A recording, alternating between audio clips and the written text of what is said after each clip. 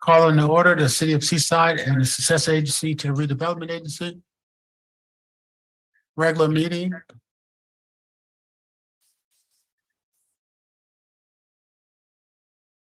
Thursday, June 1st, 2023, 5 p.m. Huh? 8:30. Oh, okay, you got the wrong one loaded on here. This is May 30th, 2023. Roll call. Council and Agency Member Miller. Here. Council and Agency Member Burks. Here. Council and Agency Member Garcia Arizola. Here. Mayor Pro Tem and Vice Chair Pacheco. Here. Mayor and Chair Oglesby. Here. You have a quorum. I'm sorry. Thank you so much, City Clerk, for keeping us straight, keeping me straight. I would ask the Mayor Pro Tem, Mr. Pacheco, to lead us in pledge allegiance, if he would, please. Of the United States of America. And to the republic which stands one nation under God, indivisible, with liberty and justice.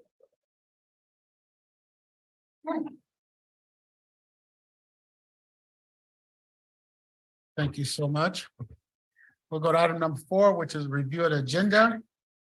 Are there any items that need to be added to the agenda, City Manager? No changes, Mayor. Now, I know the city attorney is on Zoom.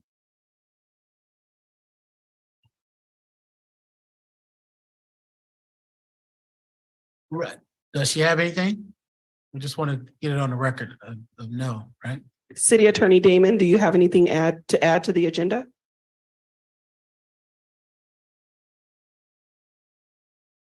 Well, we'll take that as a no. Thank you so much.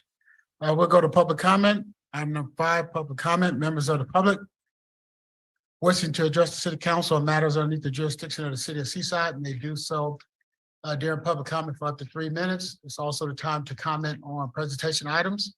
We ask that you comment on items on the agenda. When that item is called, you have 3 minutes at that time. For the benefit of the public, would you please state your name? Public comment is now open. Members of the public in the chamber, please approach the podium. Members of the public on Zoom, please use the raise your hand feature or dial *9 if you're calling from a phone.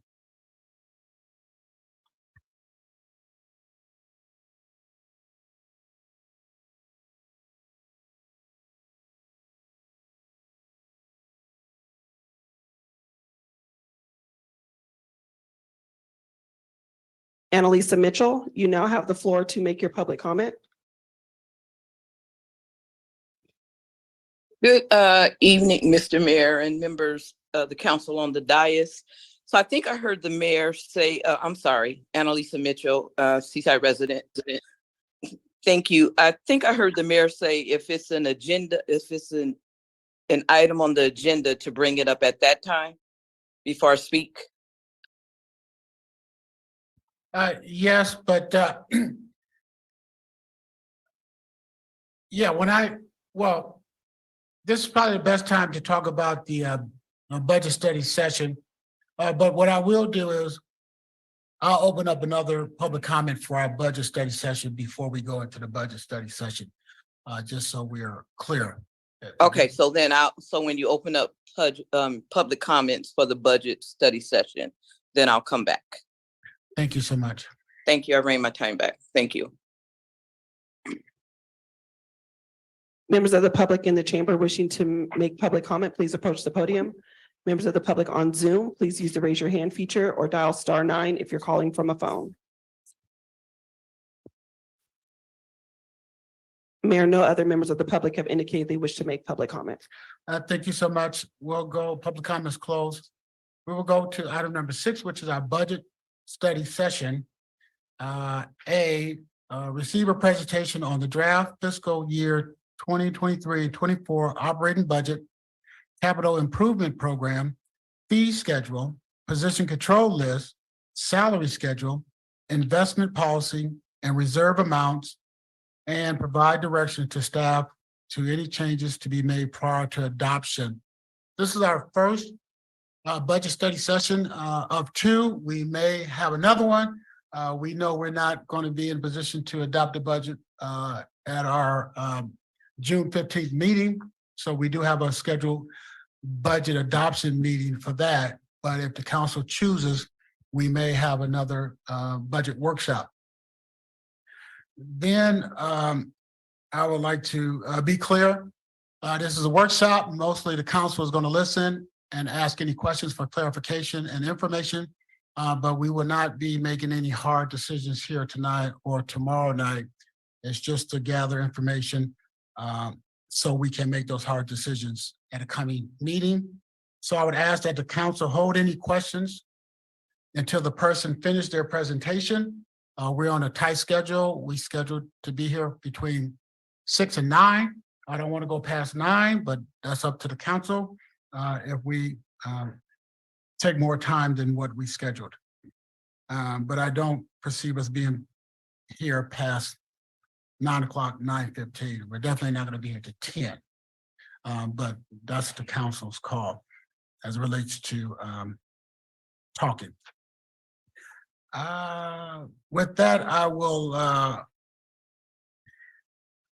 I'll ask for the city manager's comments so that can help shape maybe some of the public's public comment. So I'll ask the city manager some comments, then we'll go to public comment, and then we'll come back and then we'll start the study session. That's okay.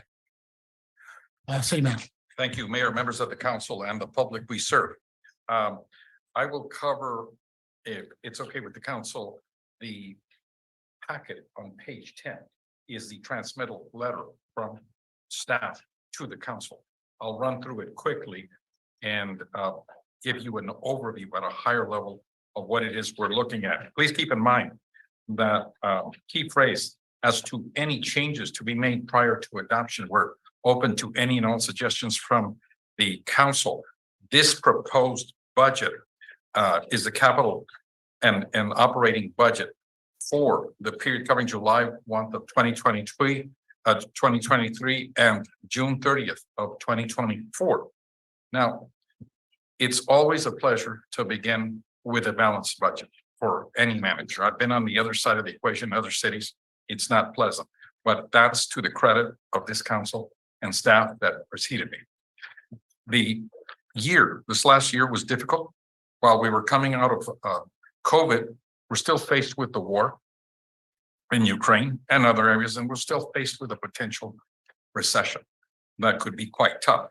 We're still looking at nationwide inflation that fluctuates above 7% and potential recession based on the debt limit that on the federal basis, although they struck a deal, it may fall apart. You're also looking statewide difficulties with the state budget. You're also looking at housing up 4% in 1 month, and in areas like Oakland, the year to year, there's been a 16% decrease in the price of houses. That's not even talking about the automobile market, which is projected to implode within the next couple of months, and the fact that 700,000 people left California in the last 2 years. That's concerning. Bank failures, again, you have to be very concerned about everything that's going on. But here locally, we can try and control what we can control. Our mission, even though we have 5 initiatives, is basically to enrich lives of the citizens of Seaside. And it takes personnel to do so. And we have very qualified personnel. I'm thankful for the finance team and the department heads and the entire staff that helped put this together with the support of the council. We have not only budgetary solvency, but for now we have service level solvency. And we have a large amount of service level efforts that go on, as evidenced by probably one of the largest amount of parks percentage to city populations. We not only have added to the police department, fire, social services, housing. We've added some features like See, Click, Fix, pothole repair program that is coming up. We're going to flesh that out. License plate readers, the community enhancement program, that the fireworks efforts that we have. The new housing manager came on board, and we've got the collaborative, a nonprofit that we're trying to address housing needs, not just for the traditional folks that need housing here, but also for that missing middle, the workforce development. So you'll hear more about that. we've got I think about $5 million to remove the existing buildings on campus town, 4.1 million for other improvements, downtown enhancement. What is key is that our revenues at 46.2 million. Our expenditures are at 46.1, so that leaves 100,000, and in reality, we're balanced by tight 66,000, but that's okay. We are balanced, and we've done some great efforts to spread the wealth across where it is most needed. Areas for us to be positive, think positively, are the Grand Hyatt. That's a major hotel that's going up. We're trying to keep that on the timeline insofar as possible, and also Campus Town. But like all other capital or large projects, there's a tendency for Mission Creek to be slowed a bit by the development process, by the lack of water and some of the resources.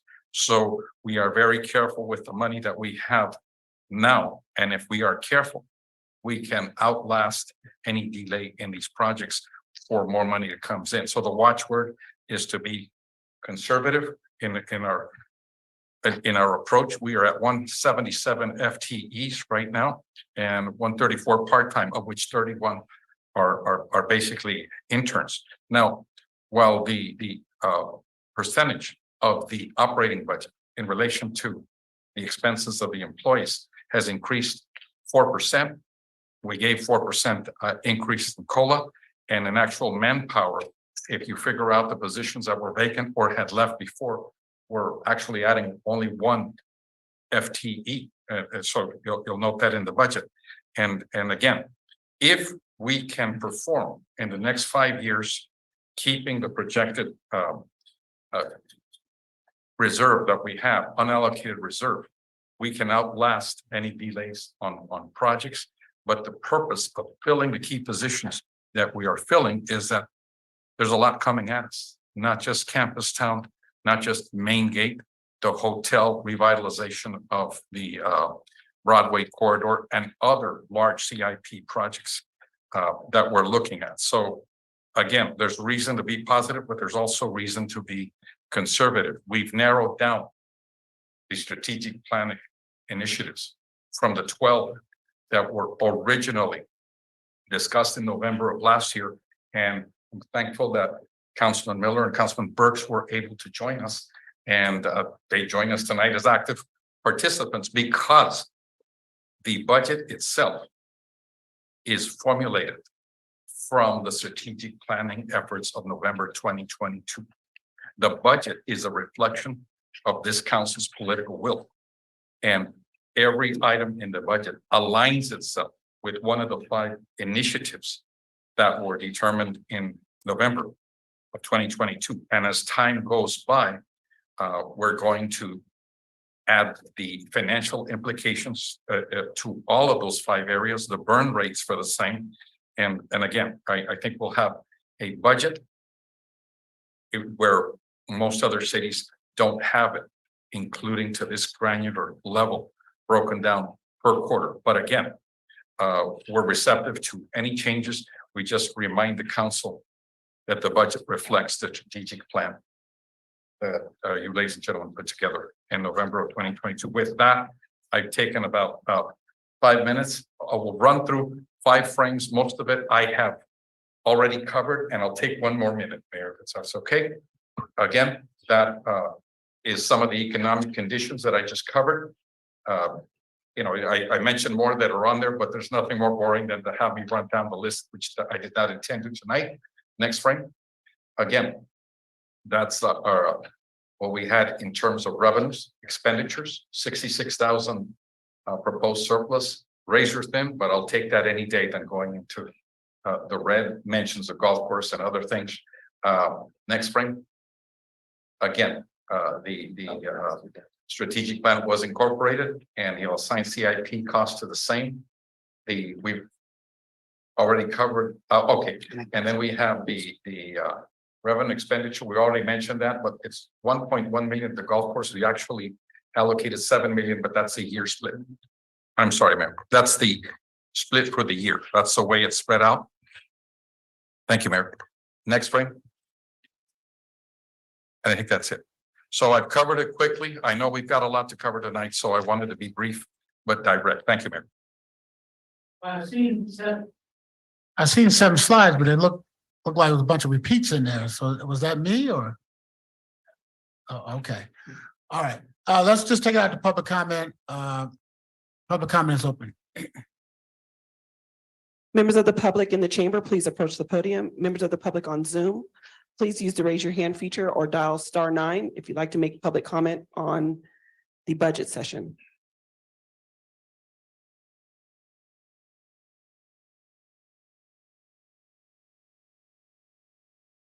Annalisa Mitchell, would you like to make your public comment? All right, good afternoon, evening. I'm somewhere where I'm 3 hours the difference. So good evening. Again, Mr. Mayor and members of the dais of the council.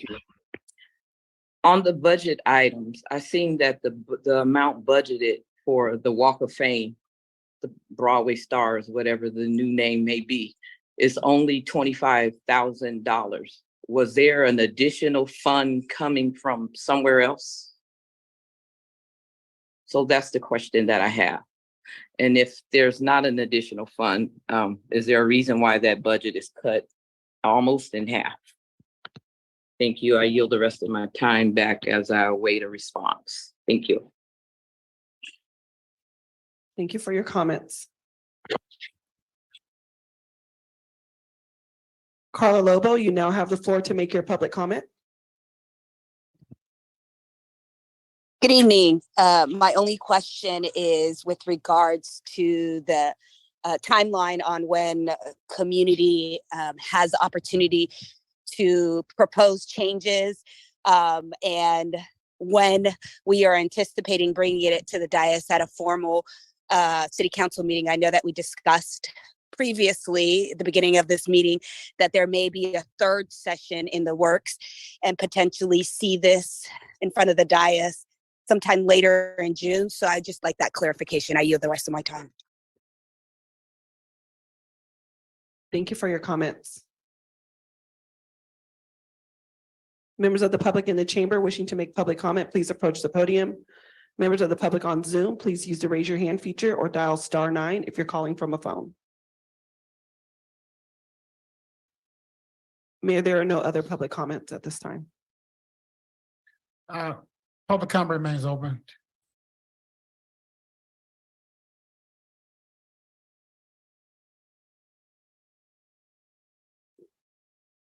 Mayor, there are no other public comments at this time.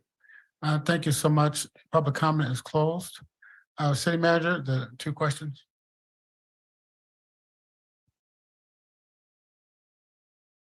The Walk of Fame, just to make sure. And I'm going to call on Dan Muse. We had a certain amount of, I'll go ahead and call on our finance director. We had a certain amount funded, but we carried over a certain amount. So please proceed with the explanation of how that worked out. That's correct. We had a current amount in the current year. Can you hear me there? That was unexpended so far this year, and we're going to roll that forward. So that amount plus the 25,000 will bring us up to 50,000. Yeah, just if you guys could just speak it directly into the mic when you get a chance. But just to confirm, we anticipate this year's budget for Broadway Walk of Stars to be roughly about $50,000. We anticipate it to not use the entire budget. Well, I'll have to look and see how much we spent, but we were anticipating there being some unspent. how much do we have unspent? I mean, it's so 23 plus the 25 that you're proposing for this year.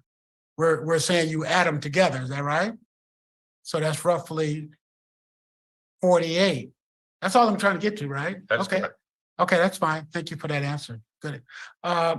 And then City Manager, timelines, and maybe you can answer this too. Go ahead. Victor, about the different opportunities besides right now, during the past public comment, that the community can call, write, public comment to recommend changes with the budget. Sure. My understanding is that tonight is the main opportunity, and we're going to take direction that's from council and make revisions. of course, anyone can contact me by email or phone. I think my information is published and available, but we are planning to bring the budget, the revised version back to council on June 15th. And that will be an option for the council to adopt or not. If council opts not to adopt on June 15th, then you'll so direct us and we'll make a further revision. However, we do have a requirement to adopt by June 30th. So in that case, we would have to schedule a special meeting for adoption prior to June 30th.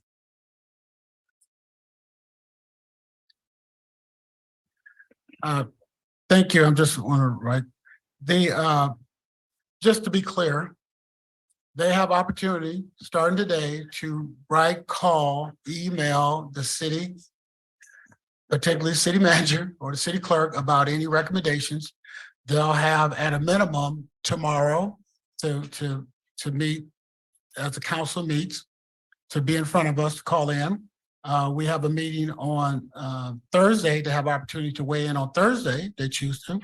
And then at a minimum, they have opportunity to weigh in on June 15th at that meeting before the possible adoption. I won't say we're going to adopt it, but we plan on it being presented, and if we choose to adopt it. So they have 15 days to write every day to us their recommendations. Correct. Okay, just want to put it on the record. Thank you so much, City Manager. Let's start the study session.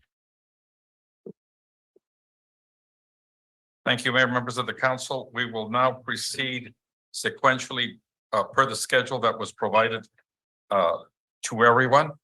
And again, let's begin with the budget overview by our Finance Director, Victor Damiani. Okay. And I might add that I appreciate you being here tonight live after medical procedure. So that's really gun ho. I appreciate it. Thank you, sir. Good evening, Mayor Oglesby, members of the council. We're pleased to present tonight the proposed fiscal year 23-24 budget for the council to consider, and we look forward to your input and direction. I do want to thank the city manager, all of our department heads, and especially my finance team, Jessica Riley and Juan Carlos Hernandez here, for their hard work in putting together this 400 plus page document. I'll point out that we will be providing a high-level summary at this meeting, and that the budget document itself contains quite a bit more detail if you want to look for that detail. If time does not permit in reading the entire budget document, I would recommend at least reading the city manager's transmittal letter and the introductory analysis sections. I'm going to present an overall summary of our proposed budget, and then we'll go through each department individually. And then we'll finish with a review of the CIP and the fee schedule. So we have a lot to cover, and we'll get straight to it. This first slide is about improvements that we made to the budget document this year. The major improvement that we made this year is to incorporate the council's strategic plan into the budget. The city manager's transmittal letter includes an overall summary of the amount budgeted per council priority. As you go through the budget, however, you'll see the detail in each department as to strategic goals laid out for fiscal year 23-24 with costs assigned. The methodology that we followed was to ask each department to assign specific budget requests with specific strategic goals for hard costs such as software or consulting support. We then also asked each department to give a high-level estimate of the amount of staff time that they would spend on each goal. Overall, I would say these are pretty good rough estimates of costs. They are not necessarily detailed down to the hour of work, but they're a good estimate of what the cost will be on each of those goals. I'll ask the council to keep in mind that this is our first effort with this. I believe that if we continue to follow the methodology, we'll all, meaning us, the council, the city manager, all the department heads, get better at using this tool, which could be a very useful tool for us. It's an exercise that requires us all to work in sync to direct our efforts in certain areas. One thing that I'll point out that we did identify, well, as an oversight on our part, and when we were compiling the numbers, is that we did not and assign the CIP costs of our capital projects to the enhanced physical infrastructure category. So that's $4.2 million more. And when we bring back the final budget, we'll be sure to get that assigned correctly so that the total numbers are correct. And that is the main change that we made to the budget document this year. Next slide.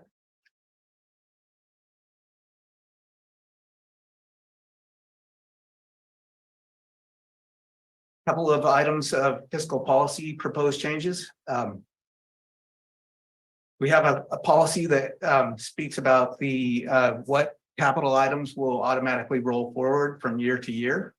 And I'm proposing adding one more sentence to that policy to clarify that what items do not automatically get rebudgeted each year.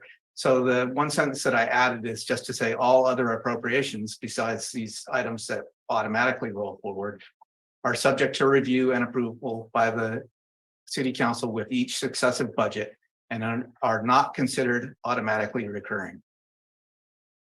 The investment policy, which is attached to the agenda item, we kept I would like to keep the requirement that broker dealers have an office in California, but I'm requesting that we remove the requirement that transactions be executed in California.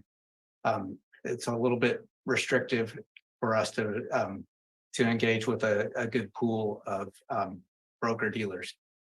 And then the other thing is we've been approving our investment policy in December, but I would like to co-term it with the budget so that we, when we do the budget, we get our investment policy approved at the same time. And then the last thing I'd added was the street repair funding policy, which we talked about at the mid-year budget review. And that's just been added to the document verbatim from what we had at that meeting. Next slide. Okay, now we'll start have a look at all the actual numbers from the budget. And we're going to start at the all funds level. All funds includes not only our general fund, but also our special revenue funds, which are various funds that we receive and are restricted for certain uses. Our internal service funds, such as our fleet maintenance and our IT internal service fund. Our enterprise funds, which is the golf course and the water, muni water. And trust funds such as RDA and sanitation district. So we take all of those funds and they're all rolled together into total numbers. As you can see on this slide, our fiscal year 2021-22 actual fund balance was $88.9 million. Projected for fiscal year 22-23, we're projecting $75.3 million. And for 23-24, we're proposing $64.1 million. At the all funds level, we're expecting revenues of $66.4 million. And at the all funds level, expenditures of $77.6 million, which is a decrease of $11.2 million. That decrease can be attributed to $4.2 million in the general fund capital improvement program, $5.1 million in FORA bond proceeds for blight removal, and another $2.6 million in FORA non-bond expenditures. Next slide, please.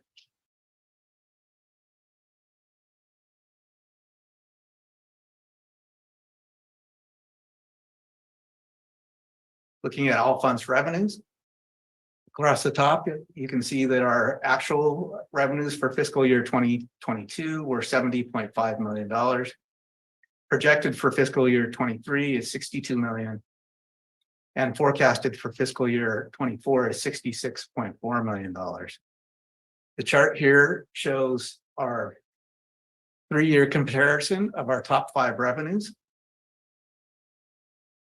Overall, we're expecting a $4.4 million increase or 7.4%. But as you can see, when you look at this chart, 4 out of the 5 categories are relatively flat. So there's not much variance year over year, except in the area of grant revenue. We are expecting an ATP grant of $1.6 million for street projects, another RSTP grant for $600,000 for street projects, and our Calhome ADU grant at $1 million has been rebudgeted. We've been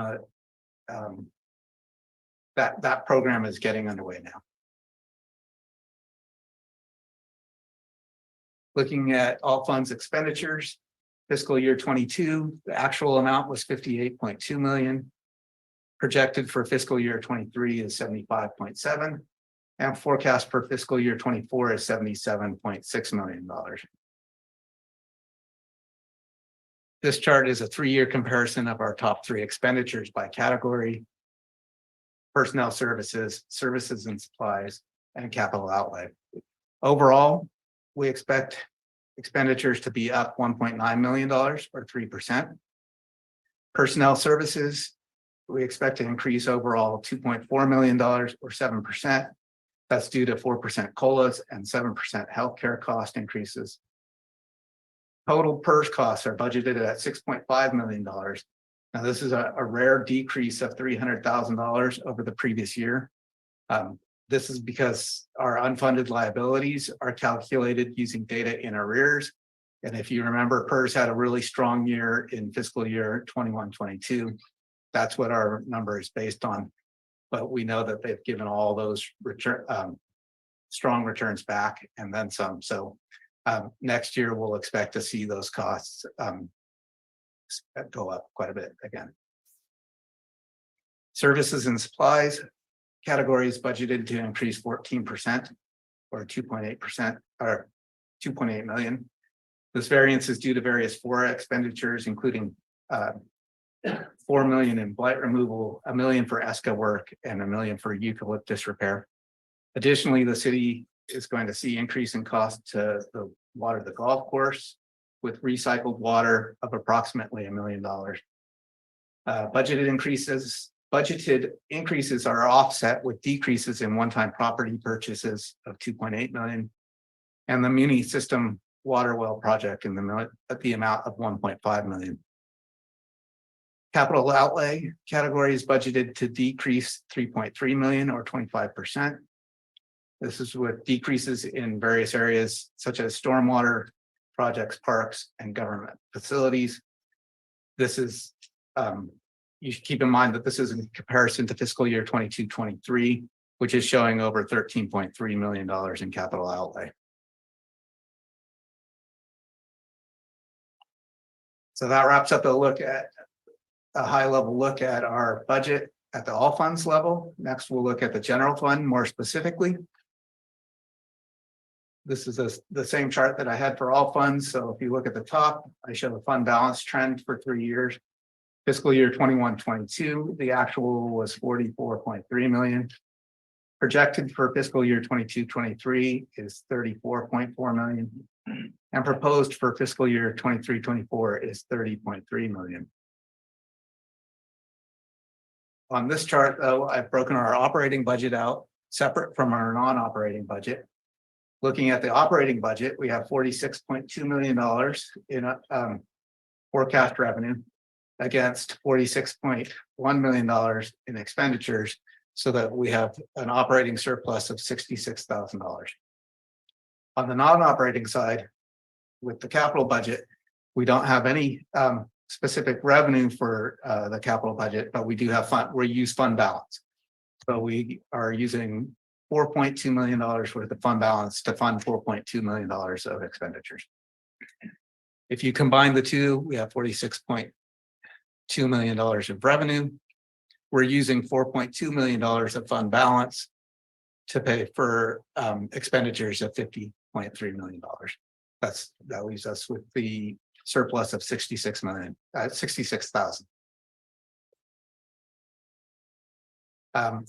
I'll go a little further, even though it's not on the slide, the distribution of the fund balance.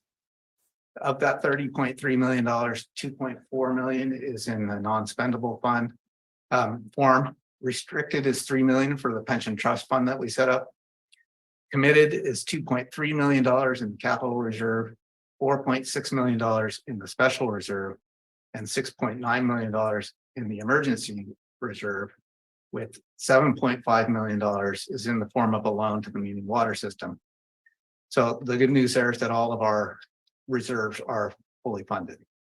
The remaining $3.5 million after you subtracted those all out, all of those items from the 30.3 is $3.5 million, which is the unassigned fund balance, which is the city manager and the council's discretionary balance.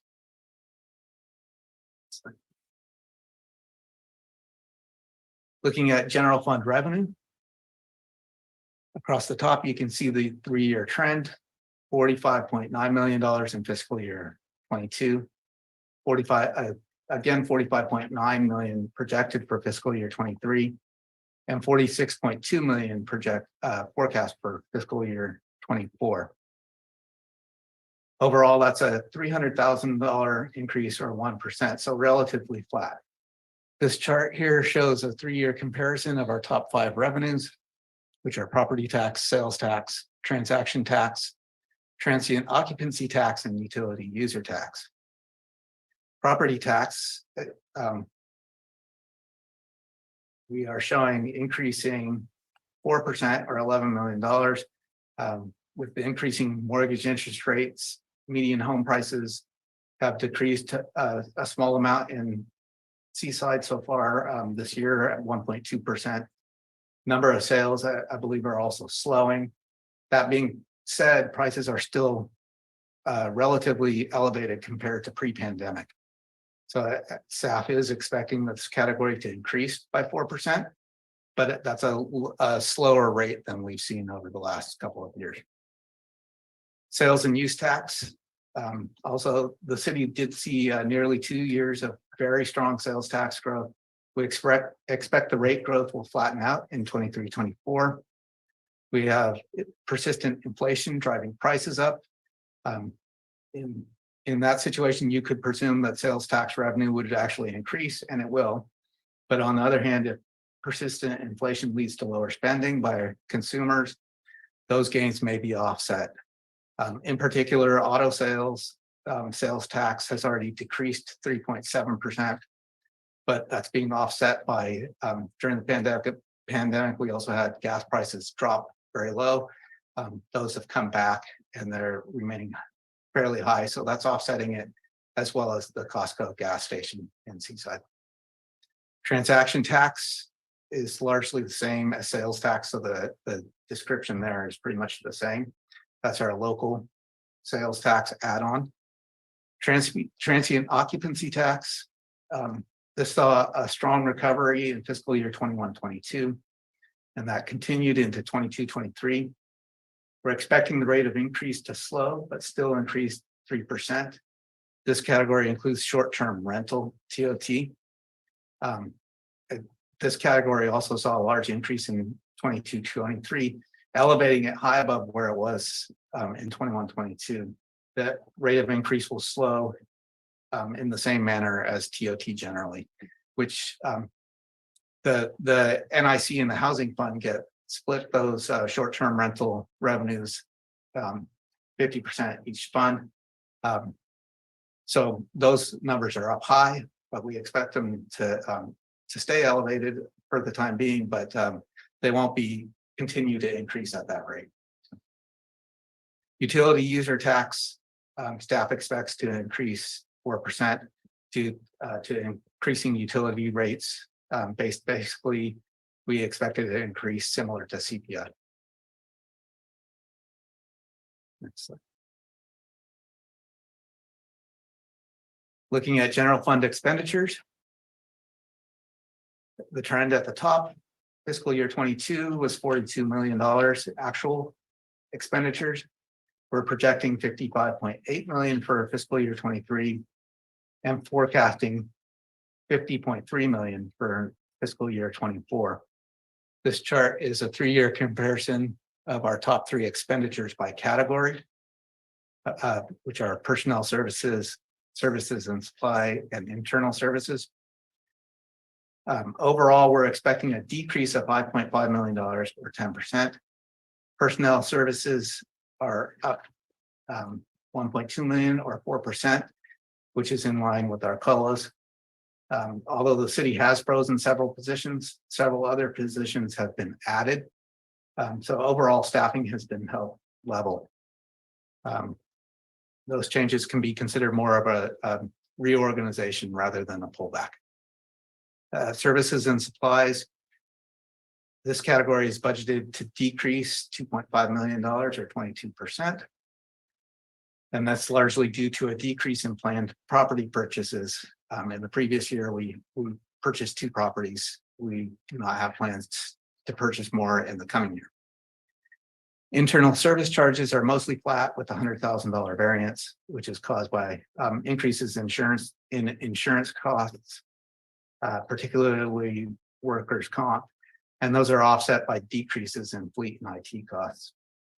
The rates in our internal service funds are set to cover the current year costs and maintain a 25% fund balance as a reserve. Transfers out are not shown here, but I'll just mention we have $6 million of transfers out for the general fund. Those consist of $4.2 million in our CIP funding, which we talked about previously. But also keep in mind, we have $1.8 million in operating transfers, in particular to the stormwater fund. Stormwater fund does not have any other funding source other than the general fund. So that's $1 million to the general fund being transferred to the stormwater. And then the city's housing fund, $403,000. Again, that's the short-term rental TOT being transferred to the housing fund. And we have the Catino Park debt service, which is $376,000.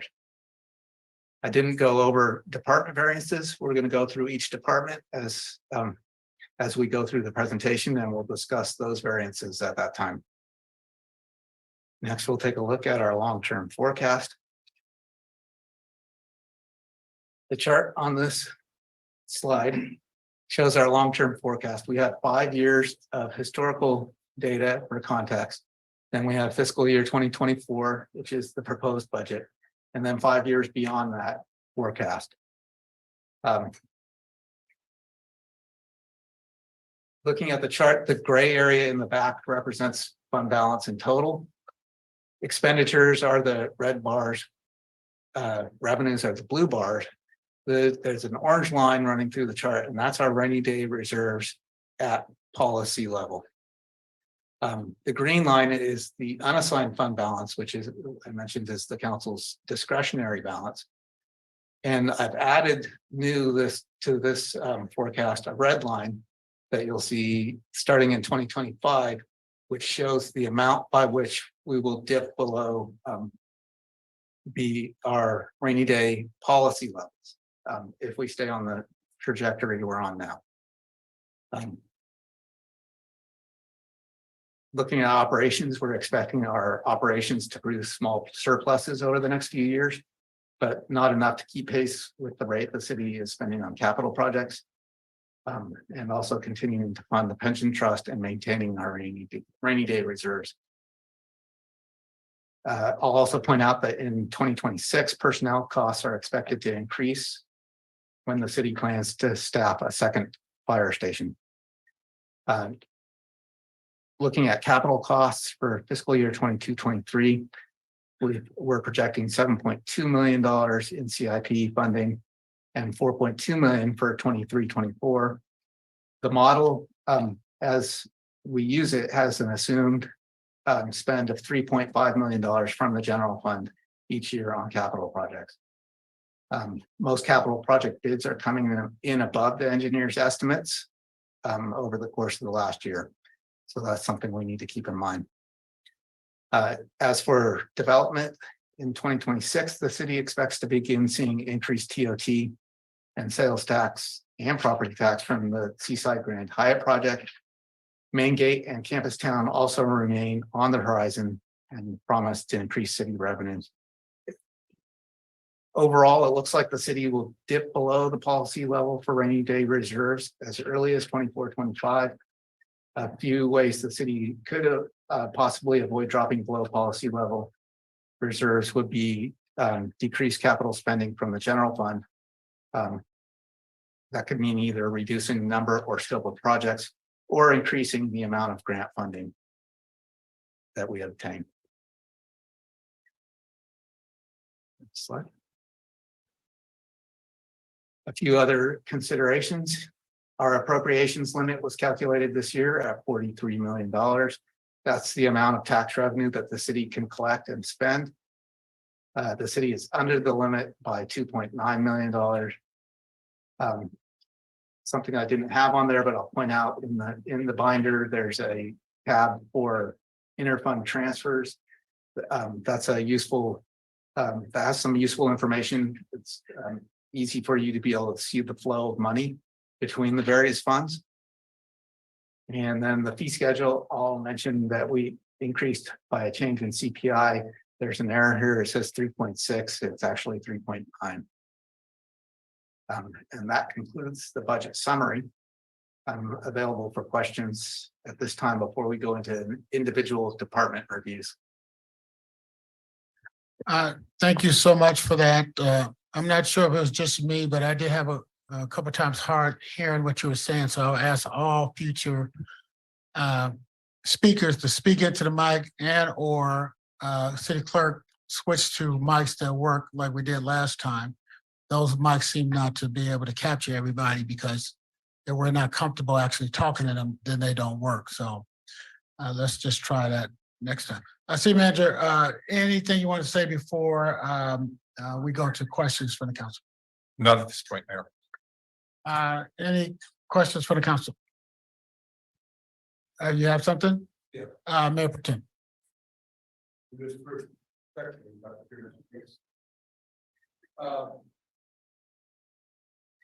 I'm gonna go through page 72 area. What I heard you read is so the goal of the budget is to visualize the staff and then provide, determine provide the services. You mentioned that 68% of the budget for person health costs. Comparatively, we've got reasonable and two, how do they compare with other cities? I would say, I would say that almost most organizations, their personnel costs are going to be their highest cost. 68% is a number that I'm comfortable with. Jessica did do some research on surrounding cities and found that we were about in the middle. There were some cities that had a lower percentage, I saw as low as 50%, but there were some other cities that I saw with a higher percentage up around 75%. I think those numbers are really important. Can you or Jessica share those numbers as far as comparatively with, let's say, I think I saw Monterey, Marina, and Pacific Grove, as I recall. But I think it was very good research, and I really appreciate your time on that. Oh, my pleasure. And it was also a really good question. So the city of Monterey so this is also in order of the largest budget in the area to the lower budget. So the city of Monterey was at 75%. The city of Seaside was 68%. The city of Pacific Grove, 51% of their budget was personnel costs. City of Marina, 60%, and city of Carmel was 51%. And the percent for the Monterey County's budget was 64%. Thank you. Kind of tied into this, and I didn't, because it was such a good presentation, and I was listening to the city manager and your presentation. It appears that in the future, as the next year after, it's going to be more and more challenging financially as far as to pay for cost and to provide services. Obviously, the goal is to have the best staff we have to provide to have the ability to provide those services, but we also need funds in the service accounts to have a reason. At the 68% level, do you believe is there a beginning of a concern that we have to be careful as far as moving forward? I guess that's my question. That as a percentage of our total does not concern me. That feels like it's right about the right level to me. If it got up above 75%, then I would probably be getting concerned at that point. I'm always concerned about the amount of money we spend on consultants. Can you tell us the cost of consultants the last few years?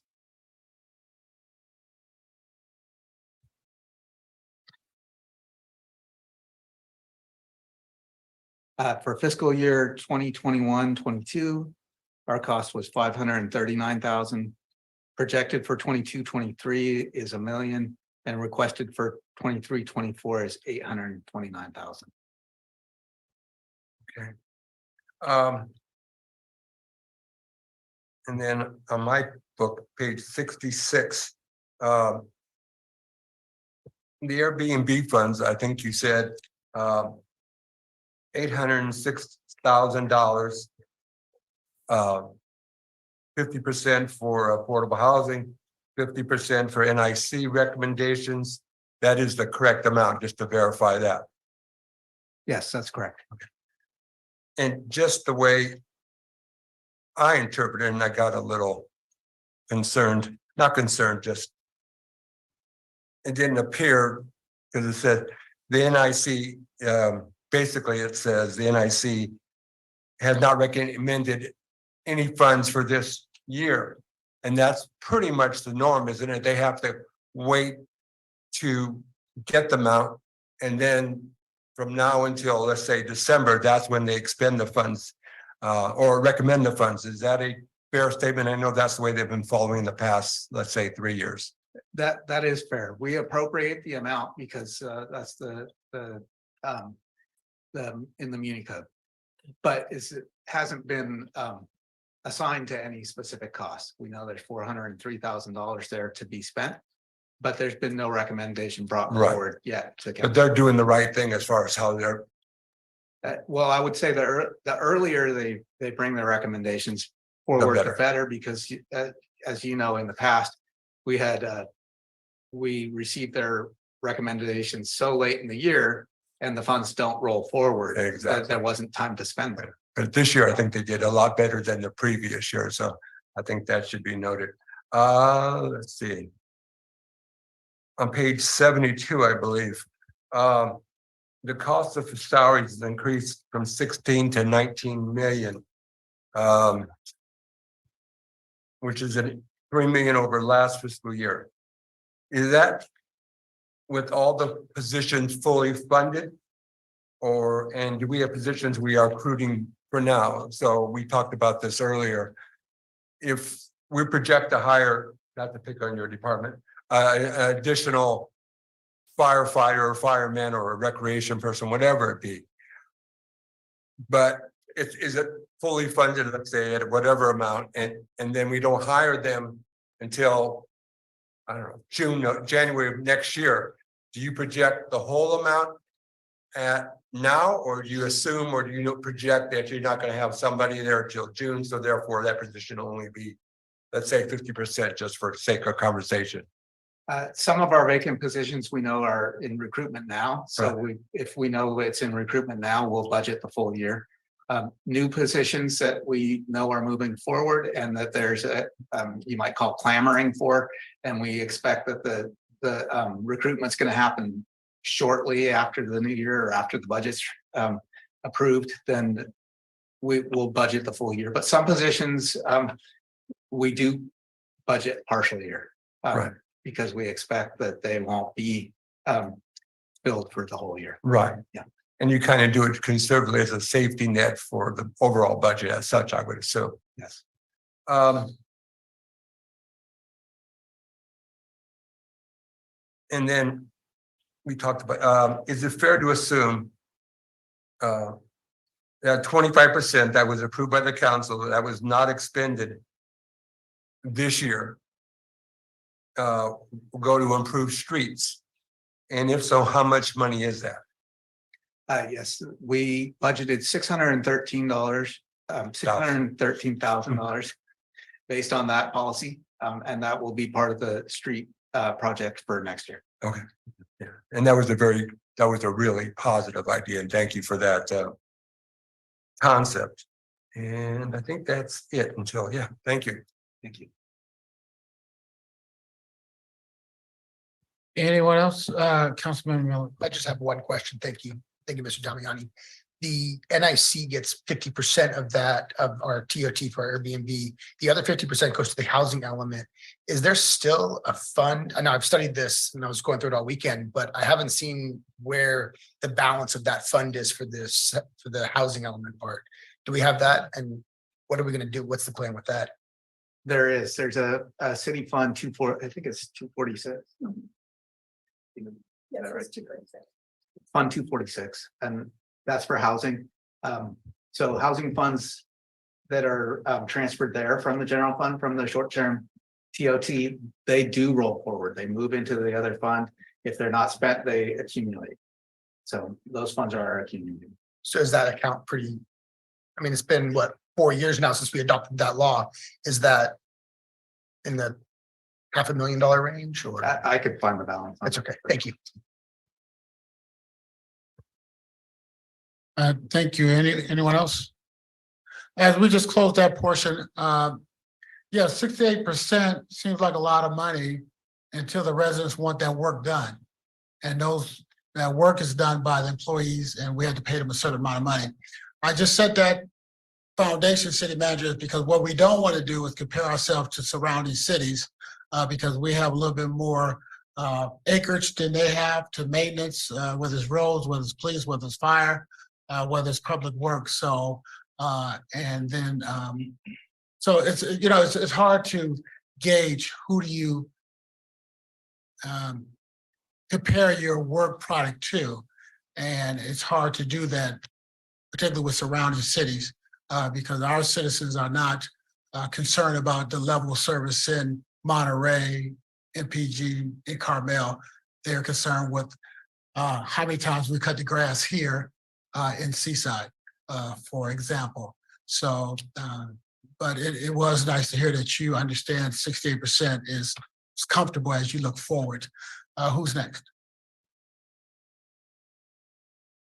Move to Mayor, members of the council. We will now proceed with the council's budget. Dominique Davis, be so kind as to begin.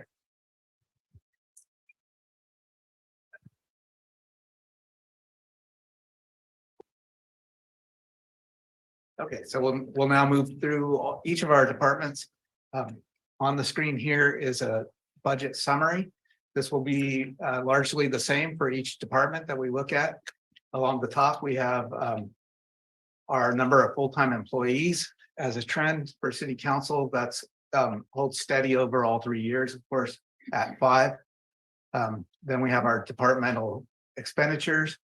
For the mayor and council, we have personnel services of 72,000, services and supplies at 761,000.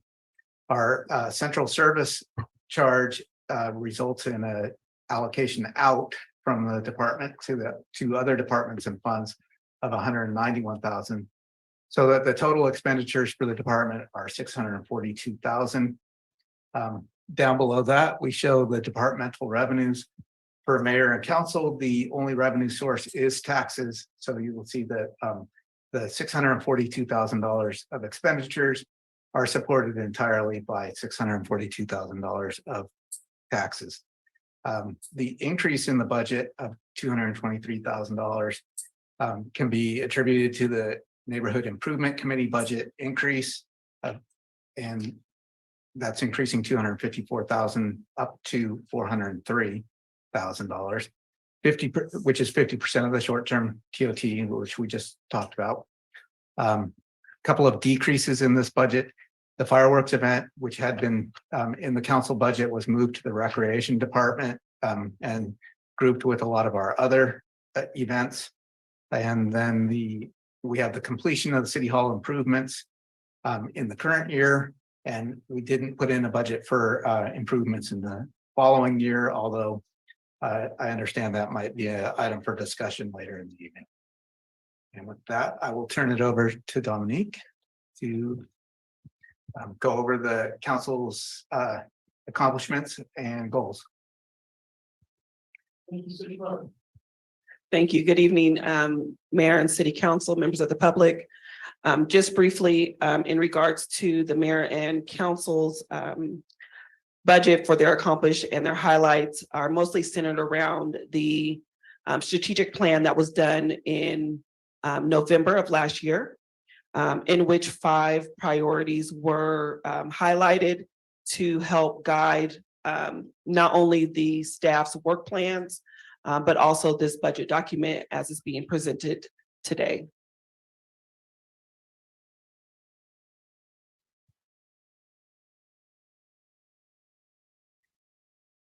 And that's all I have for mayor and city council, other than the overview that Mr. Damiani did. But if you have any questions, I'm there. Oh. Okay, thank you. Any questions from the council? Mayor Protem. Just clarity, I guess. And this, you just pointed it out now, but in the past year, under commission activities, you had budgeted under city manager, the 17.5.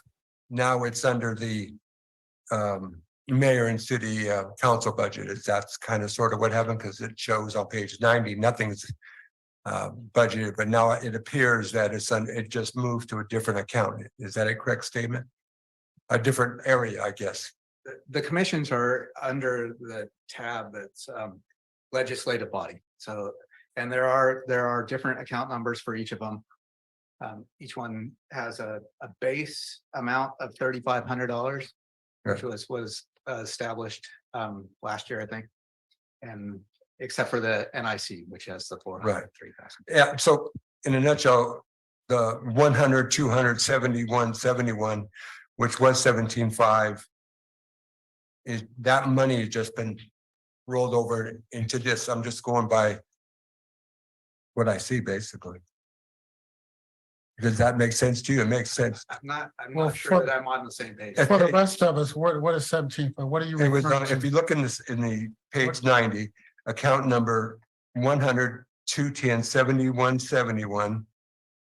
Under city manager administration, there was $17,500 budgeted, it appears last year, if I read this right. I'm just asking, those dollars have just been put over under the legislative body, or am I not seeing correctly? It looks like I see I 17.5. would have to research what that 17.5 was for exactly, It- but I know that the commissions do have their own separate budgets. Right, so. Okay. See, it's right here. Right, Well- so, okay, so I'll just ask, we just need a little clarity, because I think that dollar just rolled over to here. That's what it appears to be. But I don't know that to be true. So long as they have money for their services, that's the bottom line. And where it was, I was gonna ask later, why was there no money under commission activities? But I think it's just been rolled over to here, under the mayor. That's all I'm trying to ask. We'll dig into it. Okay, anyone else? I did have two questions. You said that each commission had 3,500, which we asked to make sure all of them was treated fairly, but that's not what I have for C jobs. 2750. Page 85.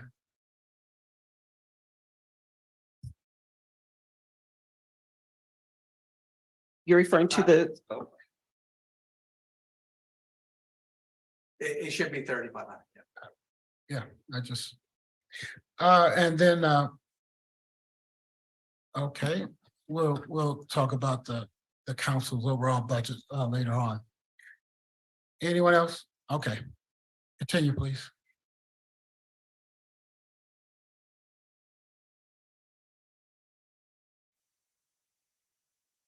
Okay, next we'll look at the city manager's budget. Dominique? If I may. the one adjustment that we said we would mention on the figures for council members. Yes, so in the city council's budget as well, sorry, I didn't bring this up. The travel for the mayor and city council members is was reviewed by the city manager and our finance director in regards to the amount that's been budgeted over the last about 12 years. It has remained the same. And so what we're looking at is increasing the amount of the request from the 1,500 per council member that's currently there to 2,500. And then for the mayor, the 3,000 amount to the 6,000. And this is to cover the cost of the changes of how much it costs to travel to the different conferences that they have within their memberships and are required as a part of their duties on the city council.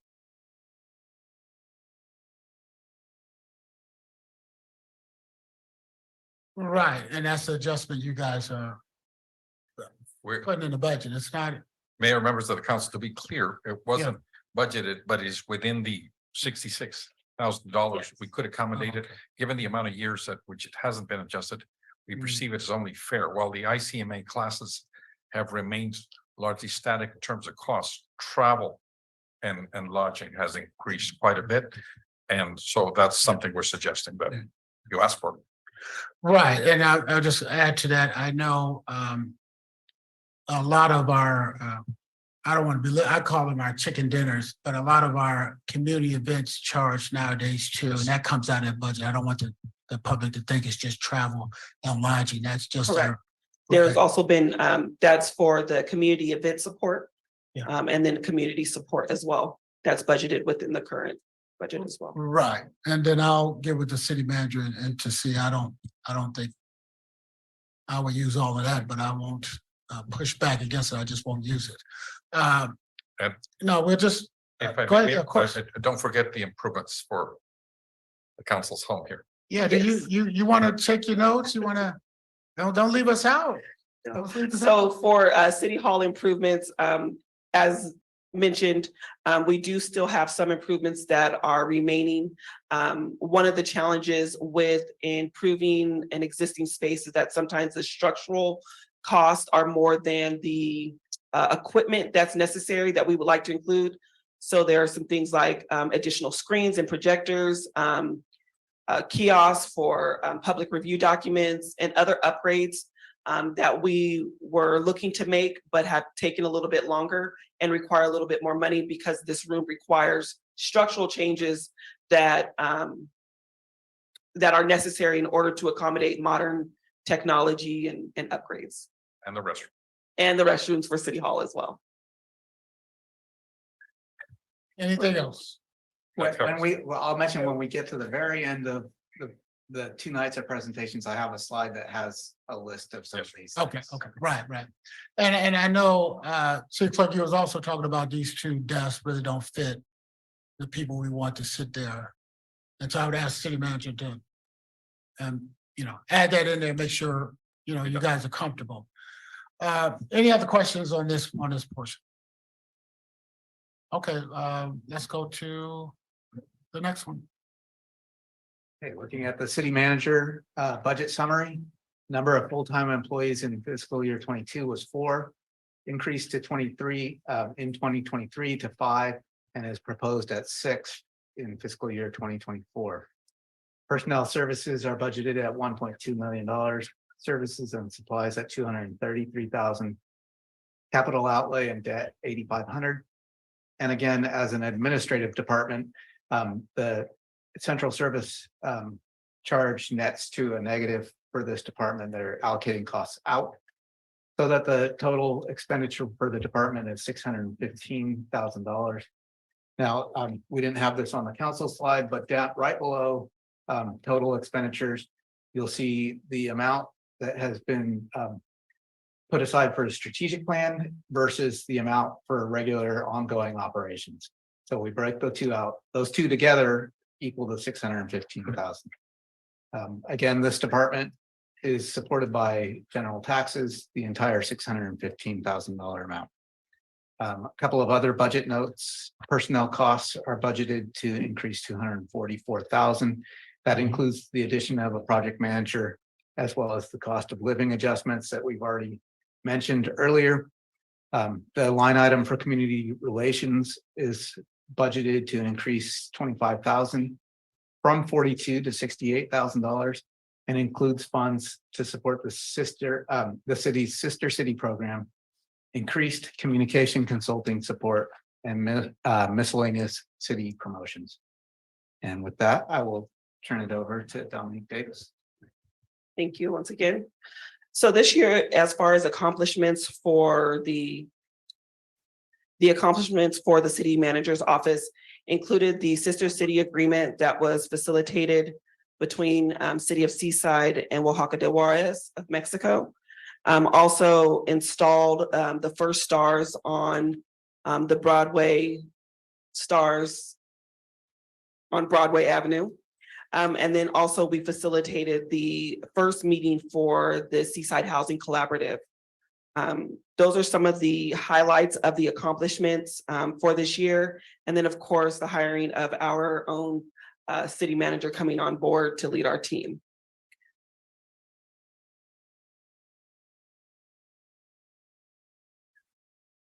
So to review our strategic plan for the city manager's office, mostly is centered around the vibrant local economy, priority, and diverse and inclusive community, along with the effective, accessible government priority as well that was set by the council back in November. And the time costs associated with achieving those goals are laid out within the work plan as well, that is also included within the budget document. And I can take any questions that you might have in regards to some of the particulars. Questions from the council? Mayor Pro Tem. Just one. Is the consultant, 100-2010-1030, is that, we were talking about a lobbyist. Is that in this category or is that in a different area? The lobbyist is included in the city council's budget. Okay, great, perfect, thank you.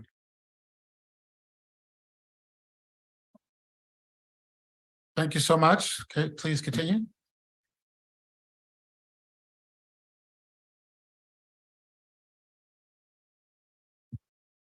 Next, we'll move to the city clerk's budget. Number of full-time employees has stayed steady from 22 to through 23 and 24 at 1. Personnel services is budgeted at $173,000. Services and supplies at $134,000. Capital outlay at $750,000.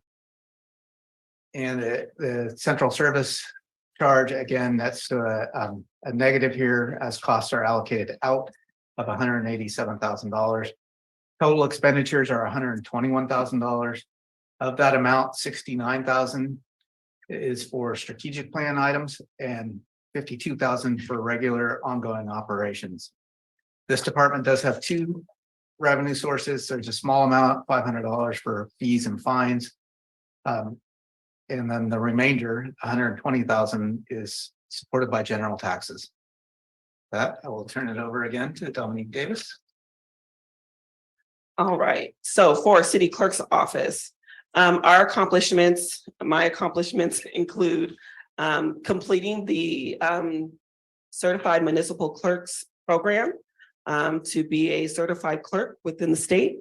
And then also the California Professional Municipal Clerk. And that does expose a lot of information and resources with other cities and being able to gain the knowledge necessary in order to lead the city clerk's office. Also conducted an audit of our legislative records that are within the city clerk's office. And then also we have updated or acquired a public records portal that will allow members of the public to submit their public records online and also as an internal tracking mechanism that staff can use as well. Also the campaign in Form 700 filing, we now have that for next year.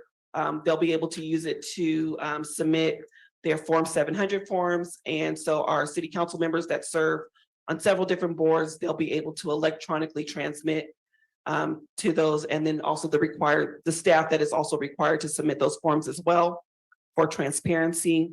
Also developed the city's first communication plan, and we'll be working on implementing that along with our staffing that we're looking to fill in regards to a communications specialist, and then also helped with or assisted the facilitation of the strategic plan that we went through in November, and then also in its revisions as it is today with the added assistance from finance for those fiscal impacts.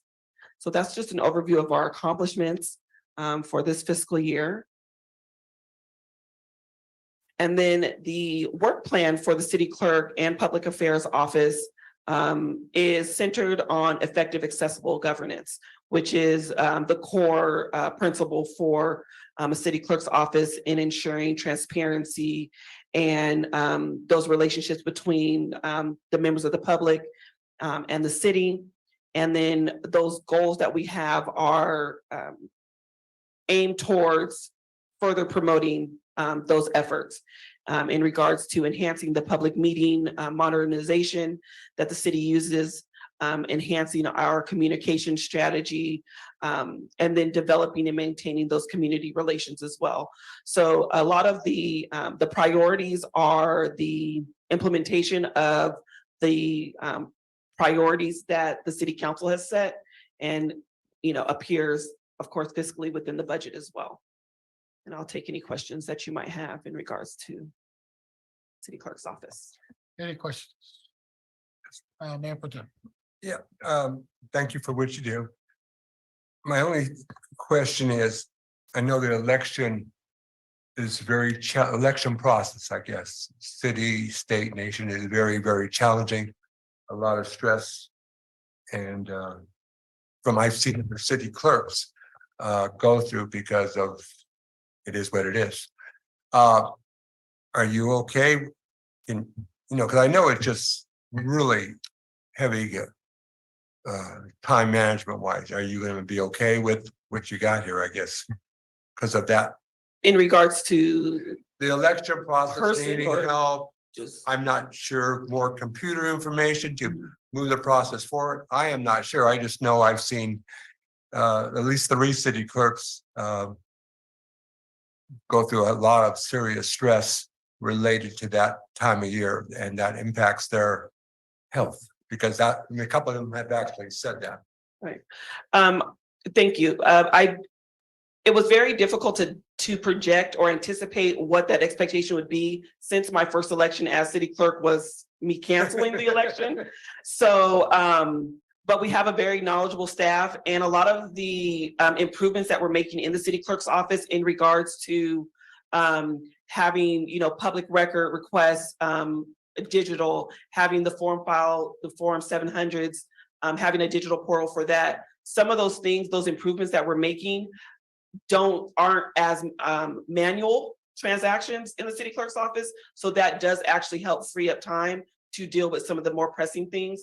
And because of the strategic plan, my focus and my priorities are very clear.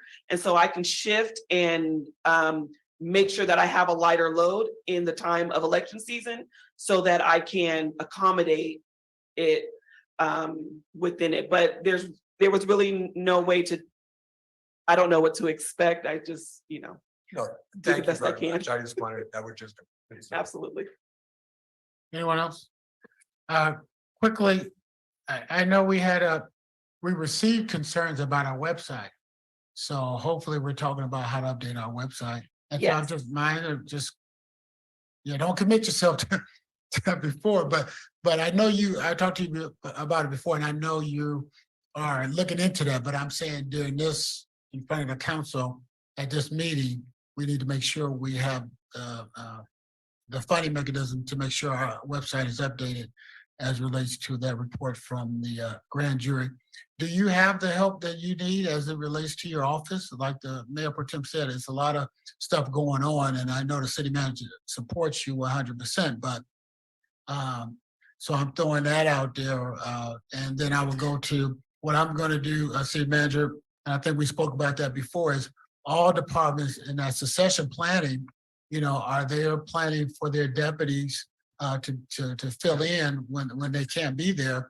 And I go to you as the city clerk. I mean, that relates to your continuing education. Is there things that we should be doing to make sure you're on the cutting edge? Because it's very important. You're the city's forward-facing first contact when citizens look to the city.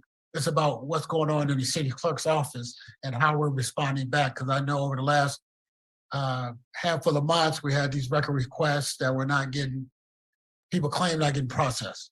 So I'm just saying, hopefully you continue, and we're supportive of your continuing education. Let's move to the next one. Okay, the next department up is City Attorney's Office. I understand Ms. Damon is on the Zoom line. I am. Okay, great. Looking at the budget summary, we have fiscal year 2022 for full-time employees was 2.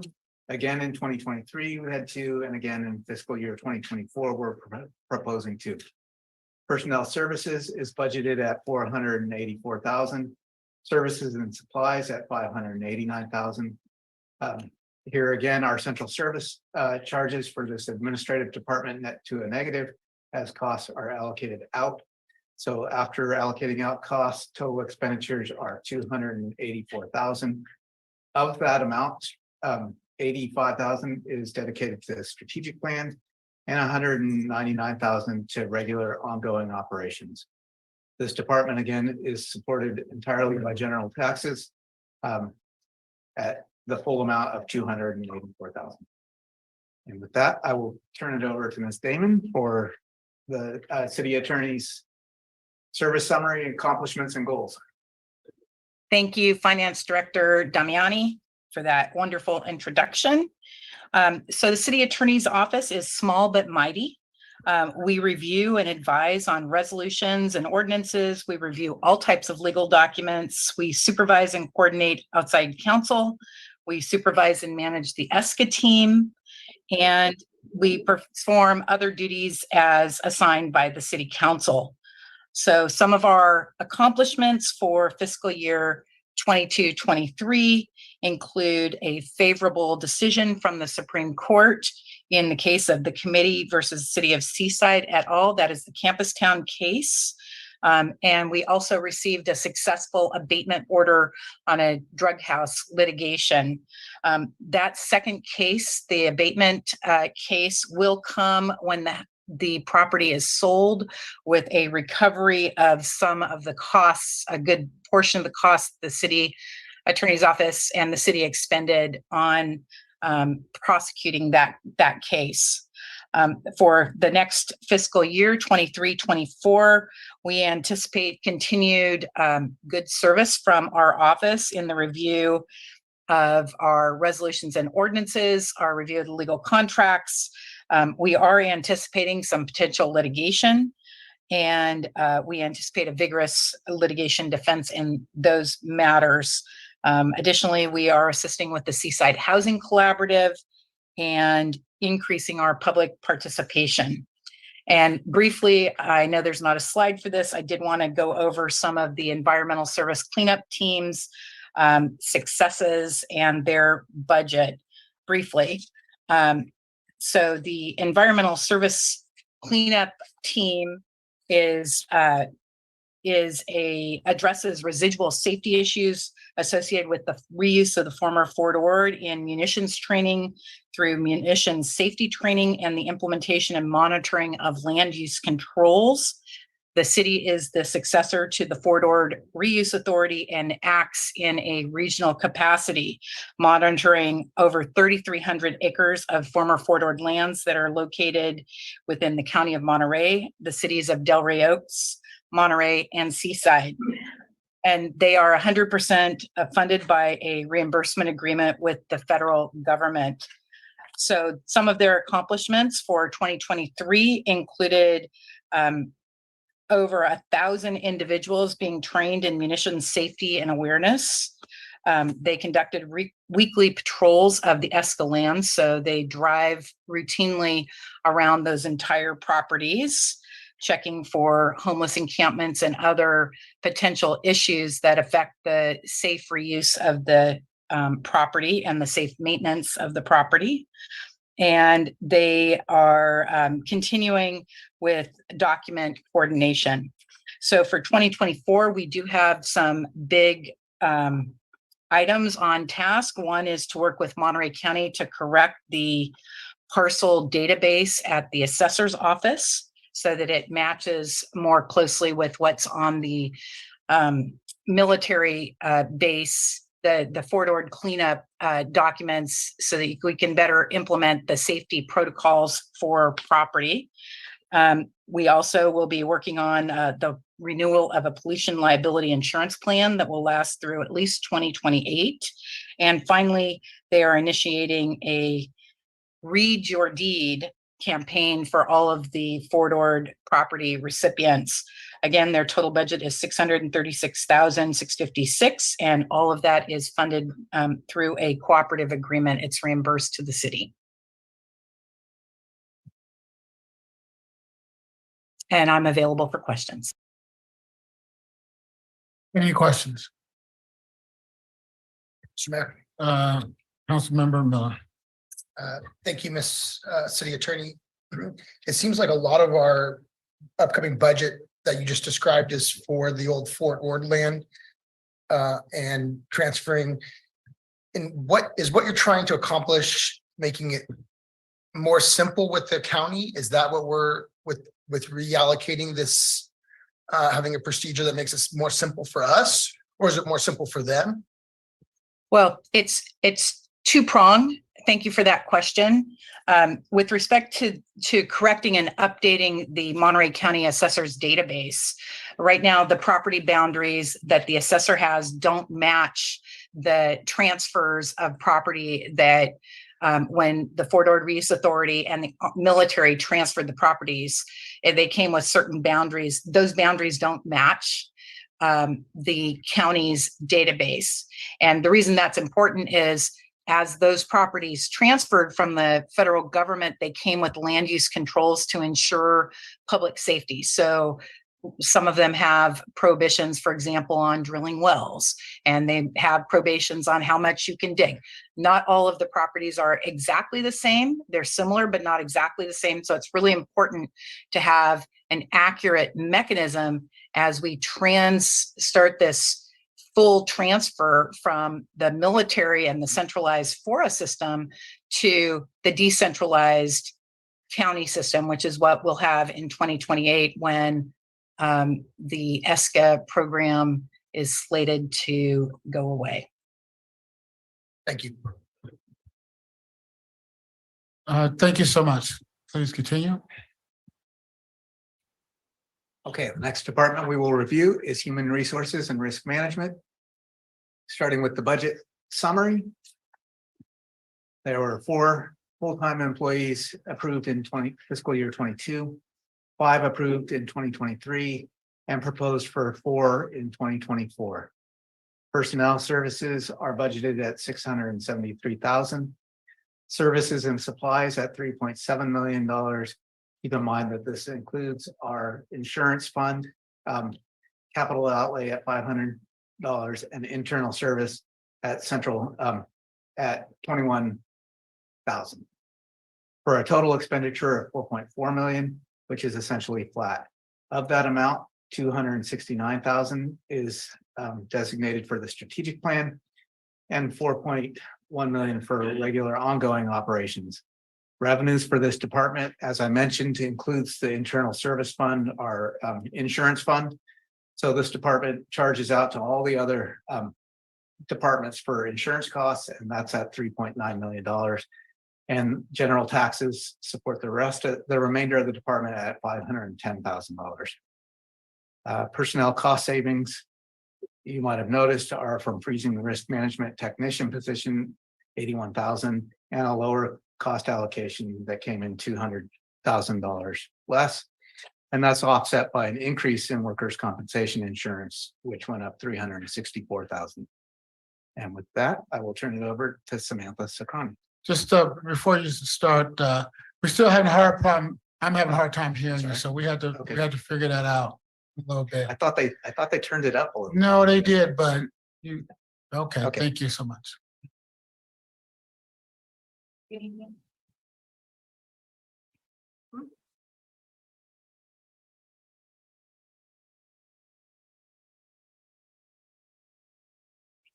Good evening, Mayor, Council, staff, and members of the public. My name is Samantha Safrani. I'm here to present Human Resources and Risk Management. Though recruitment seems to be the most exposure that we provide, it's just a little slice of the pizza from the pie that we offer. Along with recruitments, we also administer and centralize the testing, selection, placement of employees, volunteers, classifications of positions, anything in regards to employee relations, which also includes negotiations, grievances, disciplines, and complaints. We also administer and process employee engagement, recognition, development, and training, employee benefits, and workers' compensation, and anything in regards to the general liability claims associated with the city and insurance programs. So with that being said, I just want to also highlight some of the accomplishments that we have made for the fiscal year. For the fiscal year, we have processed and reviewed over 1,000 applications. We've administered over 80 in-house and outside recruitments. We have processed over 80 new employees, including volunteers and student interns. We have managed and processed over 100 workers' compensation claims. And a lot of the updating for legal terms as well and position classifications.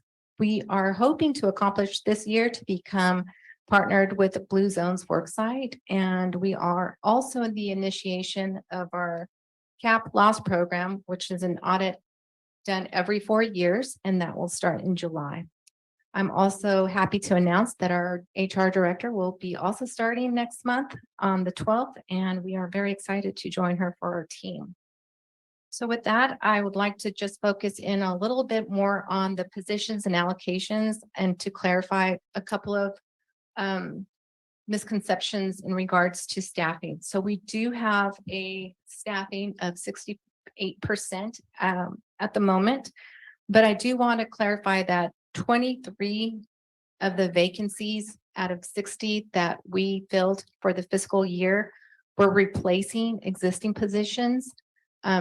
Some of the reasons behind that not only involves retirements and voluntary and involuntary separations, but also employees that have a work-related injury and has caused staffing needs in the department to have more positions come in to assess them. So out of the fiscal year, 60 new hires, 23 of them were full-time. And again, those were to exist the numbers that we have. With that, I yield my. Thank you very much. Any questions? Yes, any questions? Councilmember Garcia Zola. Yeah, I just have a question for clarification purposes. Can you elaborate a little bit more on what a Blue Zone Worksite is? The Blue Zones Worksite basically is to help identify the needs of the community and what works, what doesn't work, what the community wants. And I believe it also involves making sure that each department has some type of collaboration so that once we meet their standards, we are added to their Blue Zones list in regards to other cities and communities that have already met those requirements that they have. Okay, thank you. And then a question for Mr. Damiani, or maybe you, Mrs. Sakrani. Fiscal year 2023, we have number of full-time employees 5. Fiscal year 2024, we have 4. So why do we go up and then down? We did freeze one position in the HR department, which is the risk management technician. Thank you. Any other question, Mayor Pro Tem? Just one, the Blue Zone program.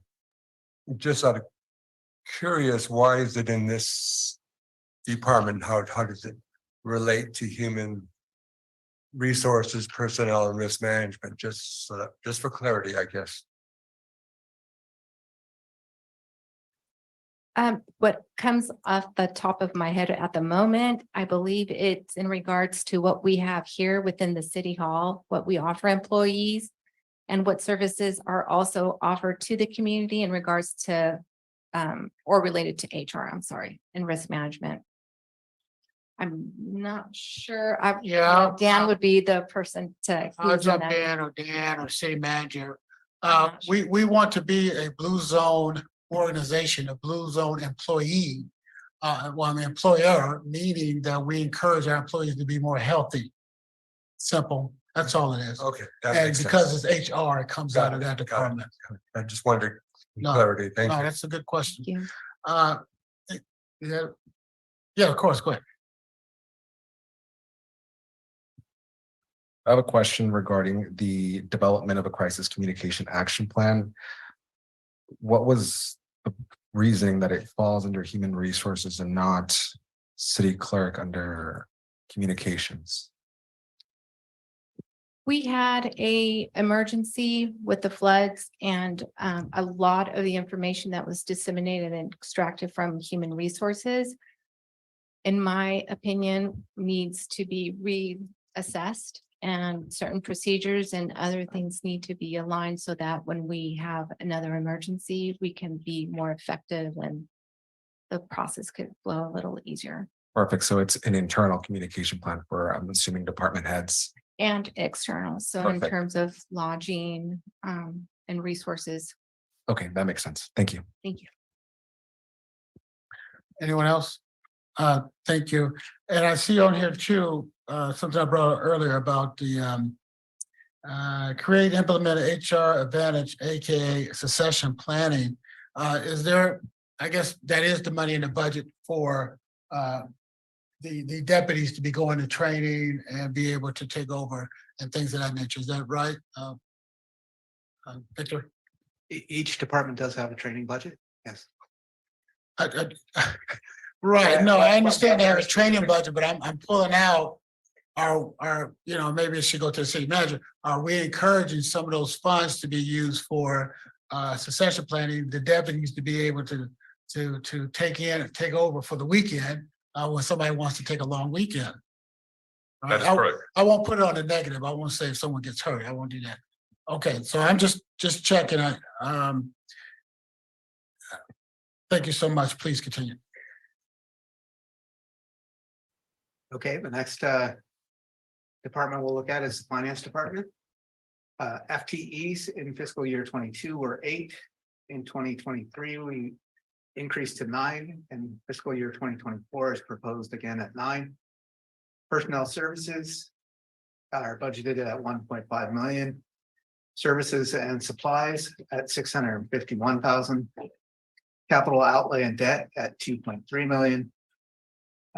Again, our internal service and central support charges, being an administrative department, net to a negative number, 938,000. Total expenditures are 3.5 million. Of that amount, 95,000 are dedicated to the strategic plan, and the remaining 3.4 million to regular ongoing operations. Our departmental revenues are on the next slide. We have fees, fines, and reimbursements of 393,000. Special revenue fund, which is the PEG fund, is 50,000. Debt service fund, we have several debt service funds that we manage.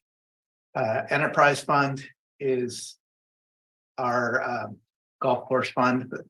Internal service fund is the IT fund, successor agency fund, and grant and other revenues at 65,000. After all those other revenue sources, the remainder of the department is supported by general taxes at $1.2 million. Decreases of 159,000 in the fiscal year 23-24 proposed are due to cost allocation plan fluctuations. Also, a reduction in software costs with a delay to the purchase of citywide budgeting software at $70,000. Additionally, the IT department will decrease by 24,000 due to the successful rollout of new servers in fiscal year 22-23. At this point, we're not expecting any more server upgrades will be needed for the next 3 years. And then lastly, the city's pension obligation bond payment will decrease by $37,000. That's according to predetermined amortization schedule. The POB bond is nearing completion. Offsetting the increases, we have offsetting increases are our personnel cost increased to 154,000 due to the department coming up to full staff, as well as the cost of living adjustment. And with that, I will turn it over to Jessica Riley to review the department's service summary, accomplishments, and goals. Thank you. I'm the Assistant Finance Director, and I'm pleased to present an overview of our outstanding finance department. The finance department includes 2 divisions, financial services and IT. We regularly provide a broad range of services that supports the residents of Seaside, other departments within the city, and members of the council. Providing services that support our community is definitely our priority. And a large facet of our support for residents of Seaside includes utility billing administration services for the city's 792 municipal water customers. Internally, the finance department also supports other departments by assisting in acquiring services, equipment, supplies, and processing and documenting payments to our vendors. Last year, we issued over 3,000 payments to outside vendors. Other services and responsibilities for our department include financial management, reporting, budgeting, accounting, debt management, payroll, and auditing services for the city's funds. Above all, the finance department takes responsibility to ensure financial resources are accounted for in accordance with our established procedures in order to make informed decisions in a precise and prompt manner. So the finance department had a very successful year with many accomplishments. We issued an RFP and transitioned to a new external audit firm. We implemented a 115 trust and a funding policy to help contain the city's growing pension costs. The finance department also successfully financed a fire engine and a street sweeper with favorable terms. And on the IT side, as Victor mentioned earlier, we successfully completed a server upgrade over the past 2 years. We've also, our department achieved full staffing this past year, which has allowed us to achieve our goal of a daily deposit of the citywide's cash collections and reconciliation of our banking activity in a 30-day turnaround window. And after filling a new position of the financial analyst on our team, we've been able to extend our support to other departments in pursuing more grant fundings for the city.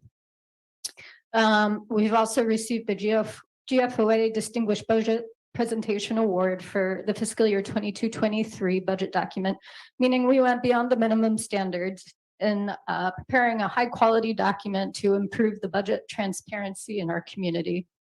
We continued to improve our budget presentation this year, as you've seen, by integrating the strategic plan into the document. Our goals for fiscal year 23-24 include developing a budget and brief document, increasing the city's investment portfolio diversity, facilitating bond finance discussions for the planned second fire station, and exploring options for management of the newly formed CFD. Overall, the finance department looks forward to continually improving and building efficiencies that secure our fiscal resources. That concludes my presentation. I'll take any questions. Thank you. Any questions? Mayor Pacheco. Just one. And anytime I see, a dollar amount that's, over 100,000, I kind of question, even though I think you answered the question. You are now fully funded compared to last year. You were down one, so now you are a complete team and ready to move forward in the simplest of terms. Is that correct? Yes, we did consider potentially adding an accounting technician because our department historically had at least 2 accountants in a mid-level position. But we decided to do 2 internal promotions because that we've had a lot of increased productivity from our 2 recent hires. Great. I think that'll answer it. Thank you. Anyone else? Thank you. I do want to comment on your budget in brief. I think that was wonderful. I think it increases our transparency and tells the community we want to be transparent. So I want to appreciate you putting that document together. And that's all I had for finance. Thank you. Thank you.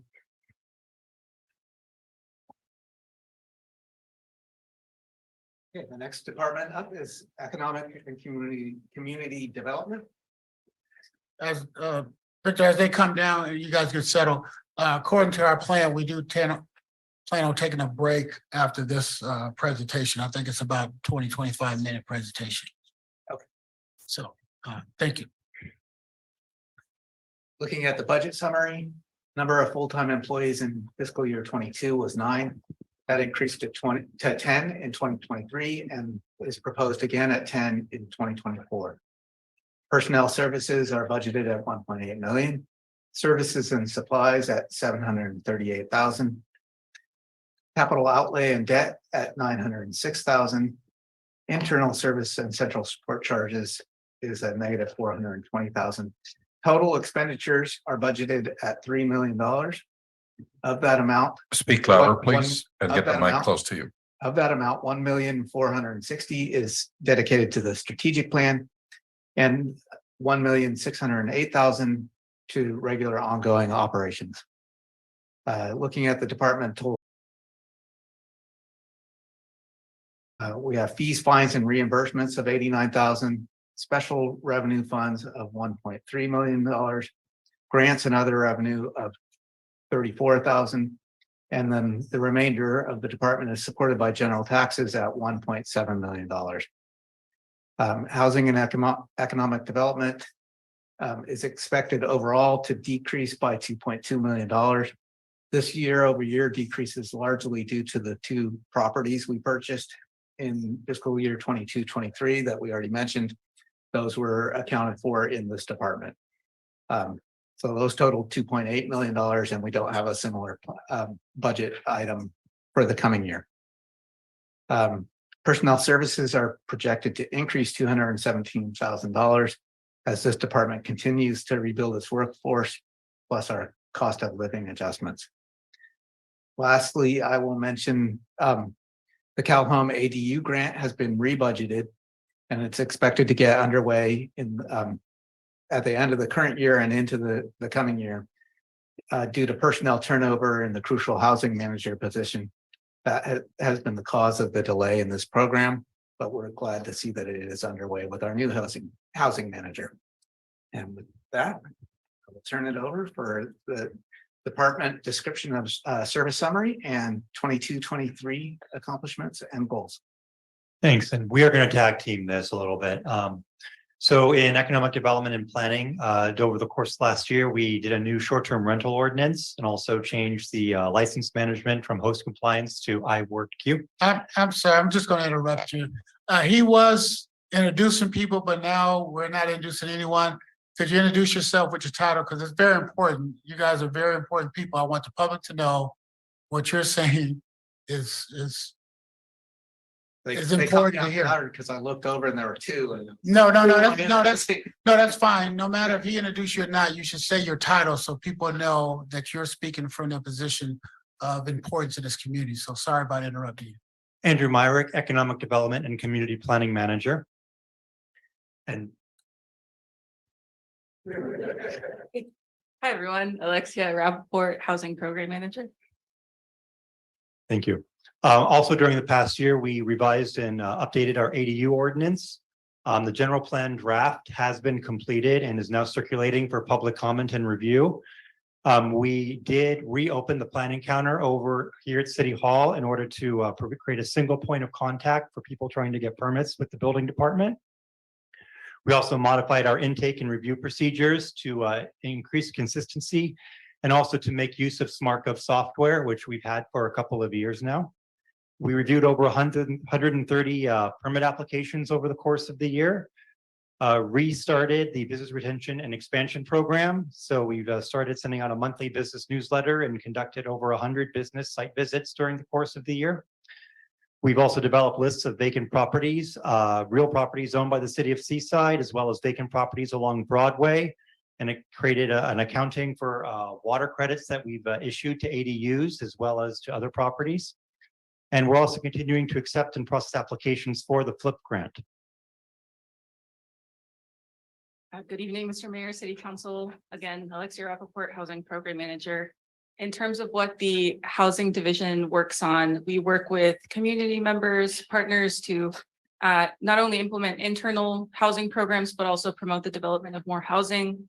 In terms of notable accomplishments this past year, like our finance director mentioned, we have reinstated our CalHome EDU loan program. So we anticipate that $1 million will be dispersed to 10 homeowners for the creation of 10 EDUs that will be rented to low-income families.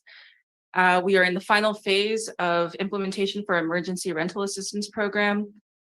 Just in the past 2 months, April, May, 10 families facing eviction were stabilized and remained in their homes. Our housing department has, like Andy mentioned, our housing element draft is out and available for public comment and remains on track to be adopted at the end of this year. Our Seaside Housing Collaborative, which is the aligned nonprofit that the council established to promote the development of housing, has begun meeting and continues making progress towards its goal of producing housing. In addition, our department works closely with building and planning to implement its existing ADU program, and it works closely with finance to oversee the existing loans that are in its portfolio. In terms of goals, again, to adopt a certified housing element by the end of this year, continue supporting the Seaside Housing Collaborative, identify new grants and opportunities to expand housing access. We are currently in the process of closing our HCD, our state permanent housing local allocation grant, which will again work towards the goal of expanding housing access. And again, overall working towards not only meeting our 6 cycle RENA allocations, but also the housing needs of the entire community. And at this point, I'll give it to Andy. I guess I was just going to mention some of the goals for the next year. What develop is, in addition to finishing the general plan, the environmental impact report, and the zoning ordinance to go along with that general plan over the next year. Also develop a climate action plan, try to relocate planning staff from City Hall, from Seaside Creates, as well as continuing to develop the business retention expansion program and look at redevelopment of parcels in the former corridor. And at this point, we'll take any questions. Any questions? Councilmember Garcia Zola. Thank you both for that presentation. I have a quick question regarding the sustainability and climate action plan. We have projected budget for fiscal year 2023 at $120,000. When I'm looking here, personnel cost is $54,000, non-personnel is $40,000. That sums up to $94,954. So there's a chunk missing. Am I missing something there? So the climate action plan got moved under consultant for community development administration in a general area. We don't know exactly how much it's going to end up costing. Council did budget $120K last year. There's $165 in that account. So there should be enough funding to move forward with that. It's just with our staffing levels, we just weren't able to get to it this year. Okay, thank you.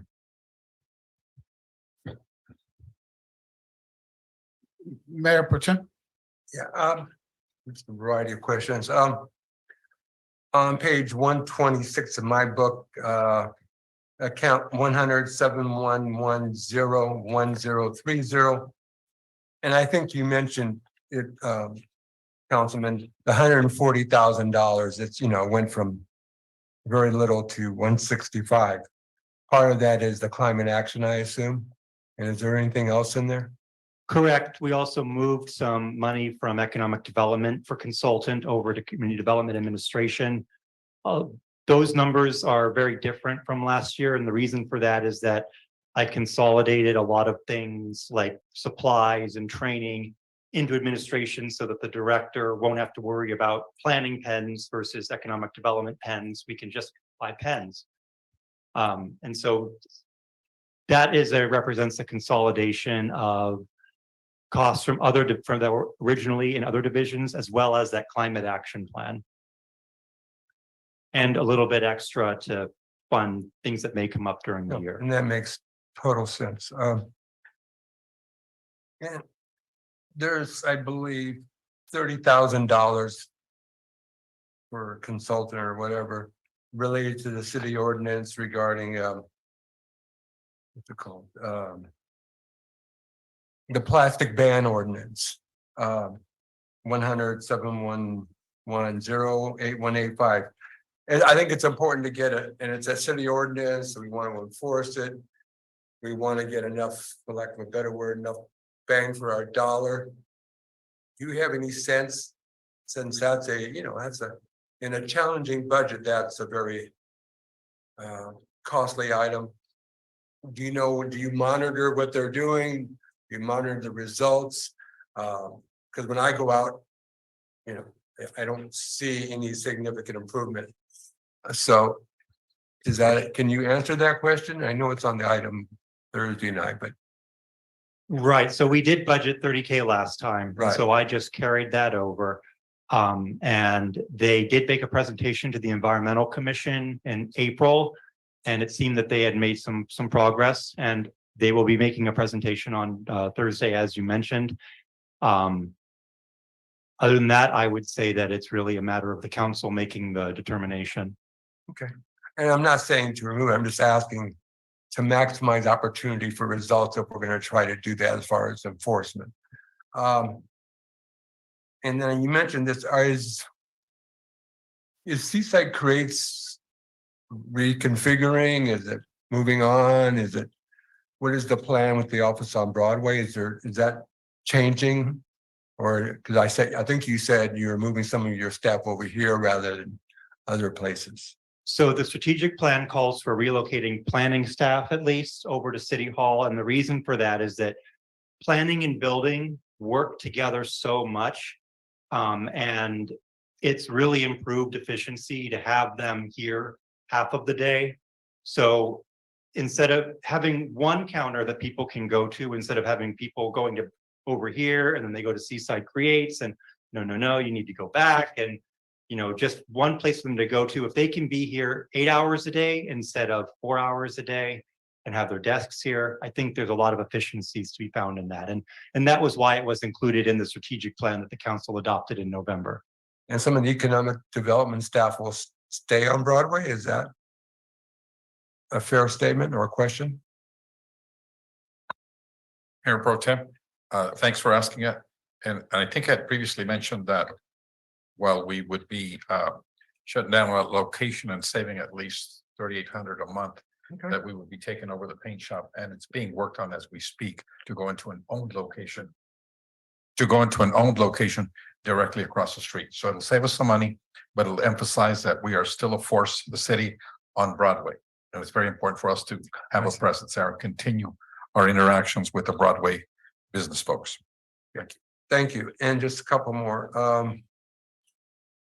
I think it's on page 130. It's related to housing. Line item 297-7993-1030. Again, I see, I think $15,000 for a consultant versus I think it was zero last year. I appreciate the need for that, but can you kind of elaborate on that if I have the right numbers? Which I think I do. But it's definitely $15,000 for a consultant. Because I'm reasonably sure. As I speak, I can't find it, but. So that was a inner budget transfer that we completed so that Cal Home, as part of the Cal Home implementation, we require the use of a software called Neighborly.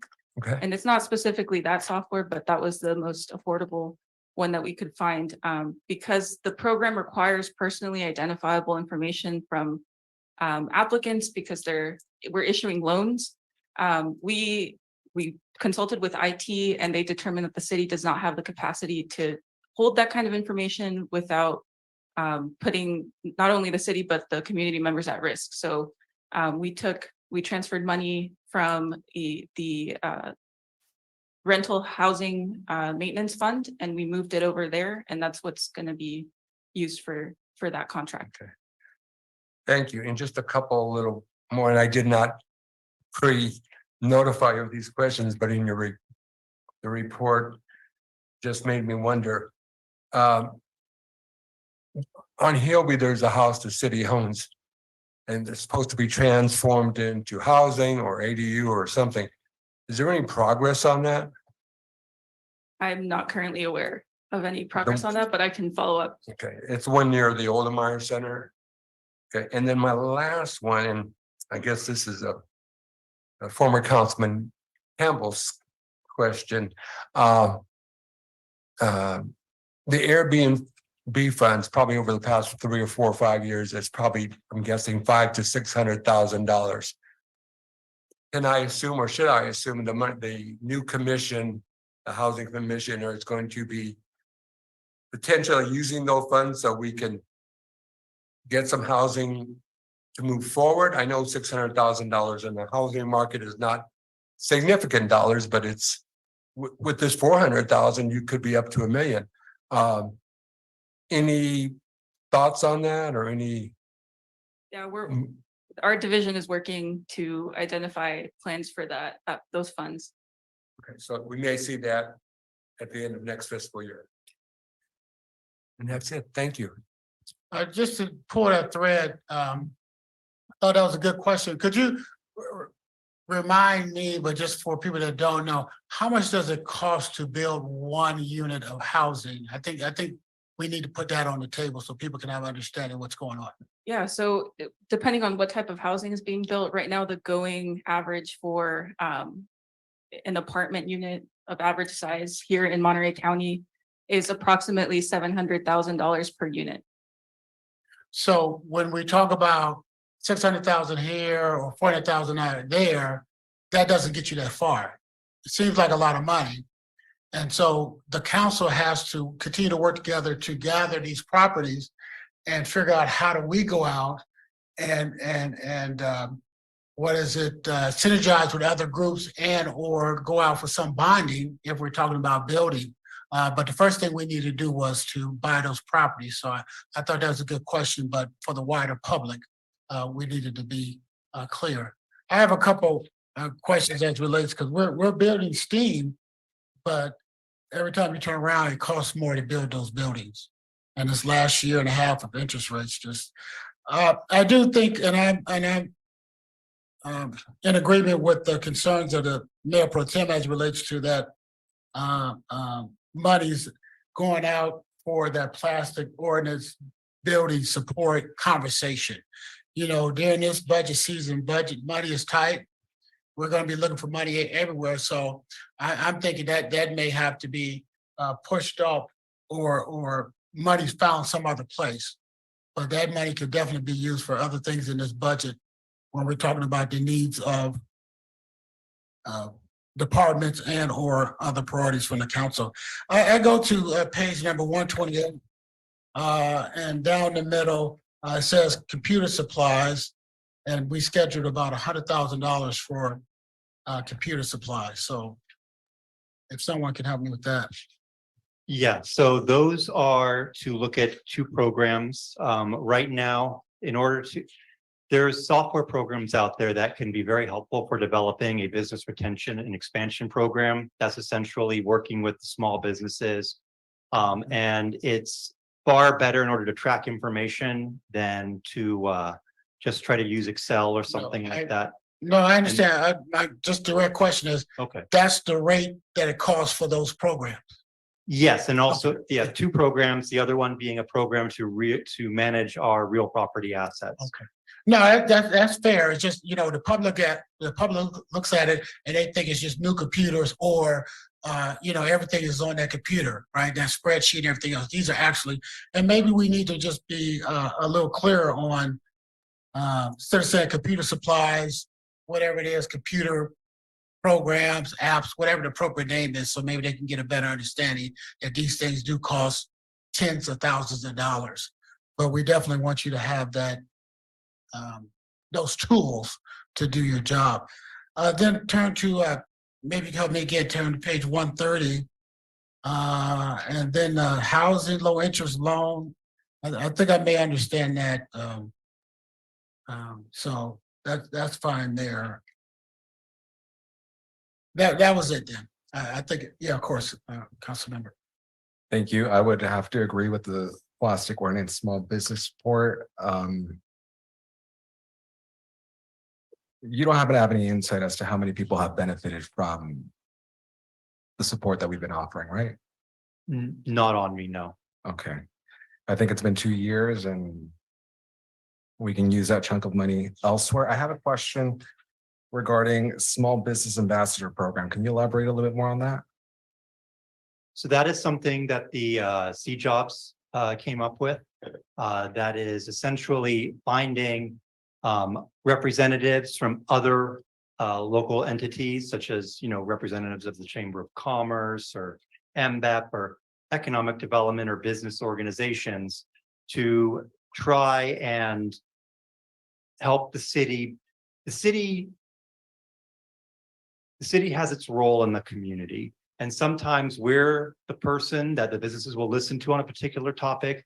In some cases, it might be another entity could communicate the message more effectively than we could. And so having them serve as ambassadors for the city with us as partners is a way for us to improve our outreach among different types of businesses. And just for the sake of transparency, is the 27,477 that we're going to be using for this ambassador program going to membership fees or? That's staff salaries. Gotcha. To support that. Thank you. That's all. Thank you so much. Did you guys have any closing comments? And then if you don't, feel free if you do, but after that, we'll go to a break. Okay, This department though does liaison with 3 of the commissions, and we had them on the schedule for them as well.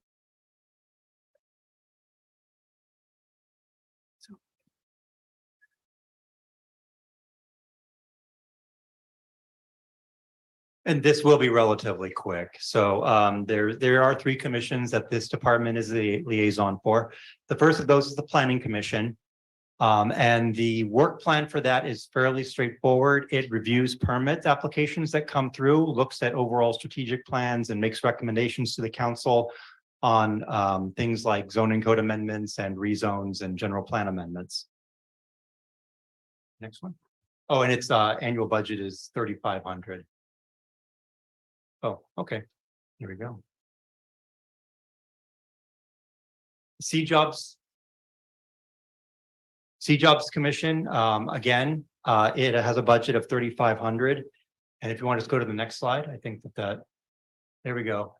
And its work plan is, again, relatively straightforward, is to primarily focus on supporting the formation and reintroduction of a business retention and expansion program, assist in the development of the business ambassador program, and as well as provide feedback on economic development related projects.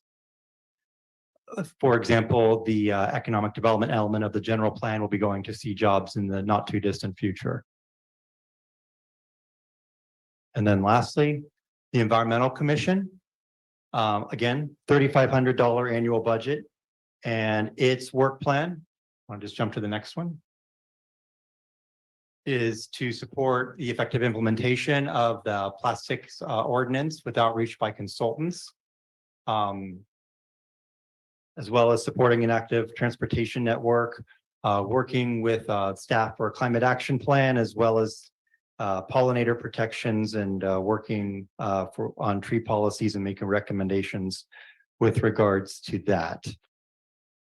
So that's essentially what I had for the commissions as a broad overview. Happy to answer any questions you may have. Thank you so much. Anyone? Mayor Pro Tem. Just on the one that you just mentioned with the trees and things like that, are they working with the Parks and Rec and FOSFA? Because I know they do a lot of pollinating and tree giving aways. Is there a connectivity, I guess is the right word? There is, and also you've got Parks and Recreation Commission, which clearly oversees what's happening in the parks. So there is a lot of overlap between that role and what's happening in other commissions as well as with the community. So they're not the lead necessarily on that particular item, but they can provide feedback and input. They're just another step in a process. Okay. I'll just leave it at that. That's good. I do have a quick comment. When we talk about collaborate with staff and development, the climate action plan, I think it's a little disconnect there.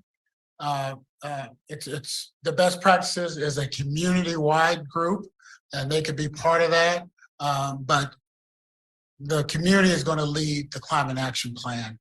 And so when we talk about collaborate with staff, I want staff to take more of a hands-on approach about what that looks like.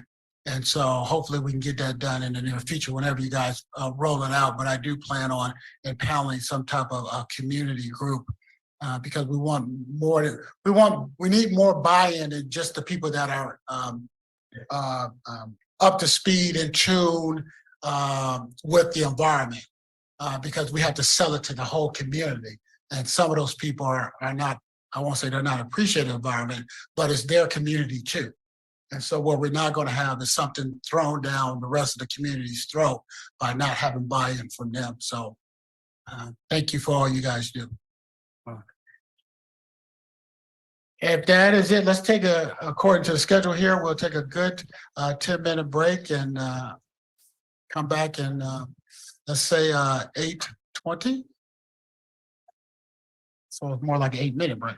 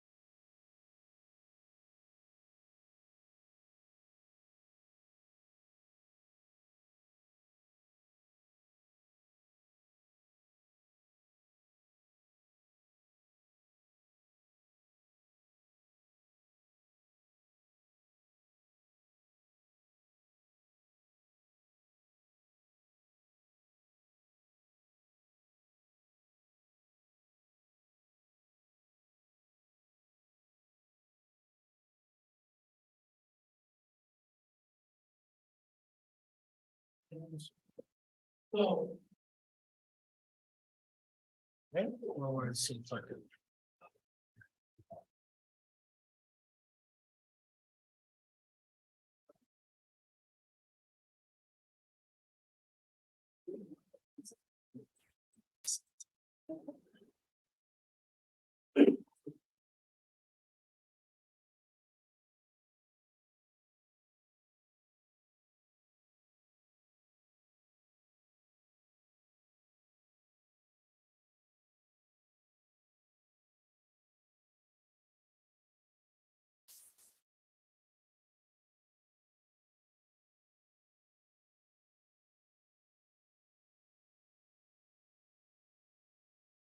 I'm waiting for my signal. All right, we'll come back from recess. Please continue. Thank you. The next department that we are going to review is building and code enforcement. Starting with our budget summary. In fiscal year 22, we had 8 FTEs. 2023, 8 were approved again. And proposed for fiscal year 2024 is 7. Personnel services is budgeted at $1 million. Services and supplies at $177,000. Capital outlay and debt at $25,000. Internal service and central service charges is $197,000. So that the total expenditures are $1.4 million. Of that amount, $284,000 are dedicated to the strategic plan and $1.2 million dedicated to regular ongoing operations. Departmental revenues consist of fees, fines, and reimbursements at $912,000. Grants and other revenue at $366, and the remainder general taxes support the department at $525,000. A couple of budget notes: the building and code department is expected to be mostly flat, increasing only $100,000. One of 2 building inspector positions is proposed to be frozen.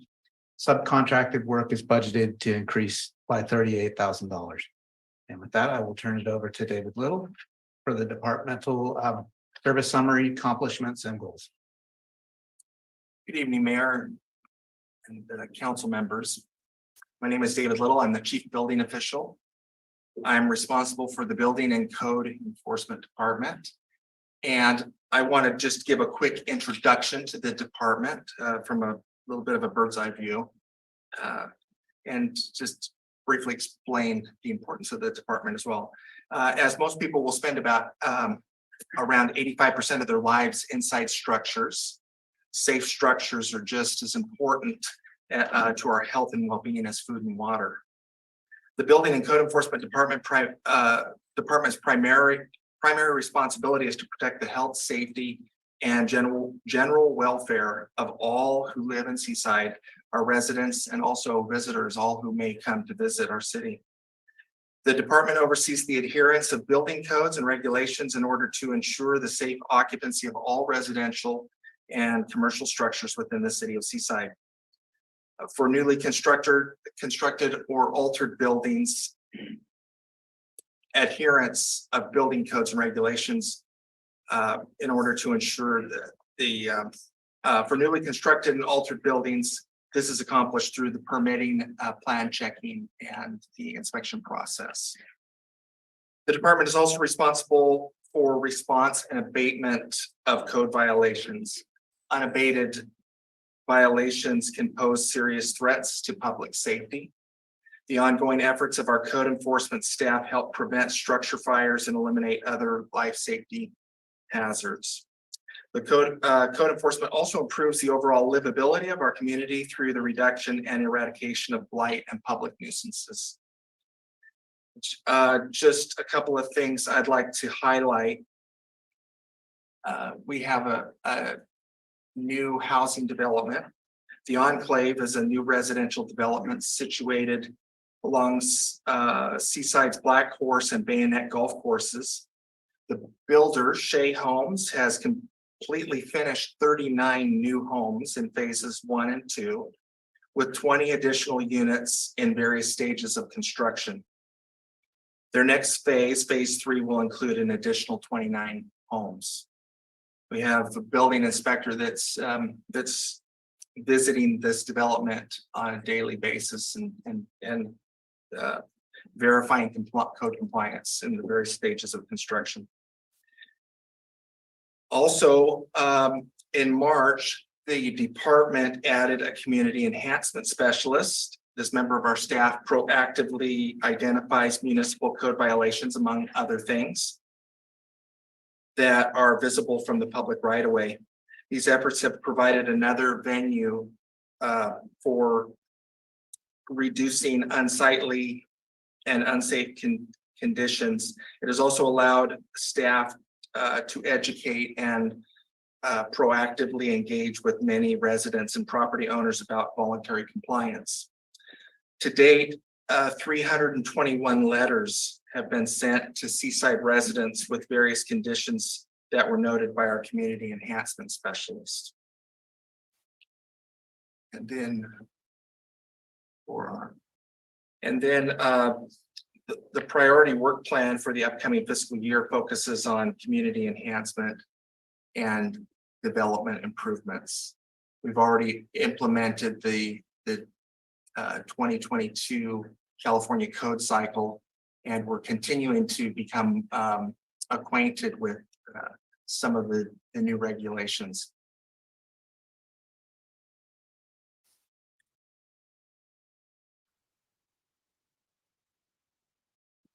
Okay, and yes, I am the staff liaison for the Neighborhood Improvement Commission. So NIC has a work plan, and their work plan is to will align with this strategic plan. It is to actively participate in collaborative efforts with community members and other commissions in recommending beneficial beautification projects to the City Council for consideration, and to strengthen community participation in reducing blight and vandalism through a neighborhood watch program. And I can answer any questions. Thank you so much. Any questions? Councilmember Miller. Thank you very much. And thank you, Mr. Little, for explaining that we've really beefed up our code compliance and making our city look nicer. I've noticed it as I drive around that we have just in a better position. So kudos to you and your staff for that. In regards to your position on the NIC as a staff liaison, and I served on that commission with as you were the staff liaison, when we look at the budget or the recommended budget that they're going to present to the City Council, are they working with other commissions currently to use some of that money, the $403,000 that we talked about? And we heard earlier today that the NIC hasn't recommended anything to us. Maybe you could provide some detail with that. And again, thank you for your service to our city. Yes, so the Neighborhood Improvement Commission, they are working with other commissions. They're working with the Parks and Recreation and also the Arts and History Commission. At this point, there has been some discussion about ideas that they have, ideas that they would like to propose, but they want to go ahead and collaborate with other boards and commissions before they make any final recommendations to the council. Thank you. Councilmember Garcia-Zola. Thank you. I just want some clarification regarding eliminating anonymous reporting and removing anonymous features from C-Click-Fix reporting. Can you elaborate a little bit on that? Yes, thank you for the question. So C-Click-Fix is been a very important and effective tool that we've been using to report blight and other issues throughout Seaside. One thing we do not want C-Click-Fix to become is a social media outlet for people to have back and forth conversations and to comment on other people's posts. And that was the reason for taking out the anonymous feature, because we'll take complaints anonymously. We just don't want to create an online forum for that. Okay, okay. Thank you. Mayor Pro Tem. Just, I might have misheard you, so I want to clarify. Did you say the building inspector position was frozen? Well, we had two building inspectors, okay, and where we are desperately lacking is in our administrative staff. So I have one administrative person in the department, and this individual's in desperate need of help. And so I want to get the administrative portion of it built up. We also have put some money aside for contracted services. So if we go ahead and get a little bit overwhelmed in the building inspection area, we can rely on that. But I need to get the administrative portion of the department built up before I work on that field position. So you're the professional, and this is just my opinion or concern. I remember in the past there's been delay, or I've been told by business owners and housing individuals related to ADUs, to numerous other things. There's seemingly lots of delay as far as inspection, the process, and things of that nature. Especially with the business, the more it takes the business, the longer it takes them to open the doors and they're investing dollars, paying the rent in advance without the inspection and all. Can you somewhat assure me that are people that opening businesses that want to open their house to live in, that are adding an ADU? I know that's a really big growth factor, that their needs as quickly, that's important stuff to the business owner or the resident or an investor to have their items inspected quickly in order to achieve the best results for the city as well as for them as an individual. Can you give me some confidence that that position is not needed, or yeah, just go with there. Okay, that's great. So I can't say that the position is not needed. However, I believe some of the delays that we're experiencing are not in the inspection portion of it. A common practice when there's too many inspections is, I worked in another city for 16 years where they used to call it roll over. It rolls over. In other words, if we didn't get to it today, we roll it over to the next day. Since I've been here, we've never rolled over an inspection. I've gone out and performed inspections myself when the need has been there, and I also have some code enforcement staff that can perform some inspections. So where the focus needs to be is on the administrative portion of it, because getting things through the process and getting them approved is where we're having a little bit of a bottleneck. So what you're saying, what I'm hearing you say, that we are doing a business inspecting in somewhat of a reasonable timeline. Correct. Okay. The community enhancement, just for the general public, can you, and I do agree that there's improvement in that area, but can you give us an oversight of what they're doing, be it weeds in the large city-owned property, areas of property over Business Street?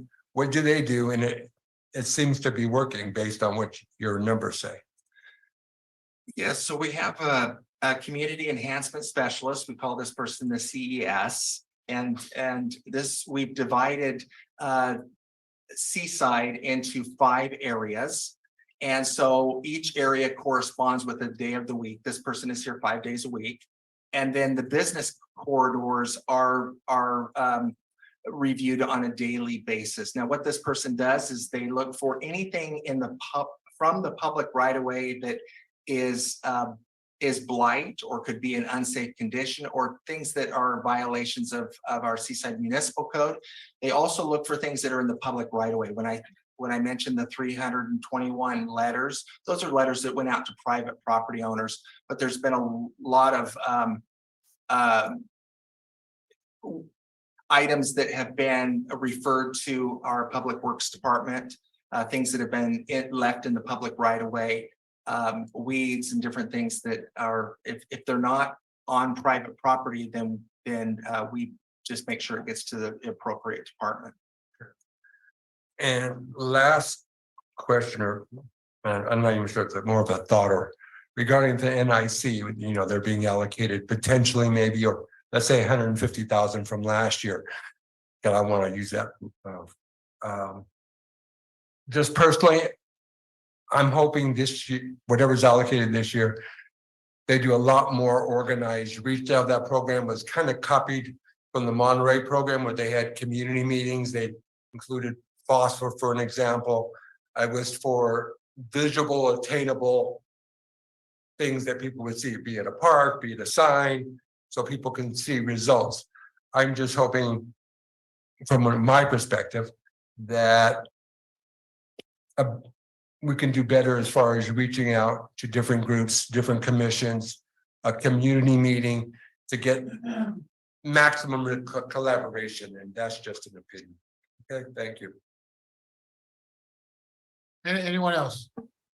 Yeah, we want to keep moving. I got a couple comments, and then I know we want to do the police department, but I agree with the Mayor Pro Tem, as he said, about the NIC and what we're doing. But today we're talking about the budget, the money, and we're going to bring it back to discussion about how do we think they should perform, because that ordinance and that policy is on the council. And so we need to change and update that council to reflect the current realities of how we seem to work it. But I do think there's ways where they need to be working with other commissions, and how their spending is in alignment with the needs of the city. And some of the things we're not able to do. And I think we mentioned already some of the things that we may not be able to afford in our budget, but they may be able to do in their budget. There's no other questions or comments. I want to thank you so much, and we'll move into the next portion. Next up, we have the police department, starting with the budget summary. For fiscal year 2022, we had 51 full-time employees. Fiscal year 2023, we had again 51 approved. And for fiscal year 2024, 52 approved. Personnel services are budgeted at $12.9 million. Services and supplies at $1.3 million. Capital outlay and debt at $307,000. And internal service and support charges at $2.3 million. That brings the total expenditures to $16.8 million. Of that amount, $2.9 million is dedicated to the strategic plan, and $13.9 dedicated to regular ongoing operations. Looking at the departmental revenues, we have fees, fines, and reimbursements of $259,000. Special revenue funds of $362,000. Grants and other revenues at $15,000. And the remainder, $16 million, is supported by general taxes. The police department is budgeted to increase $429,000.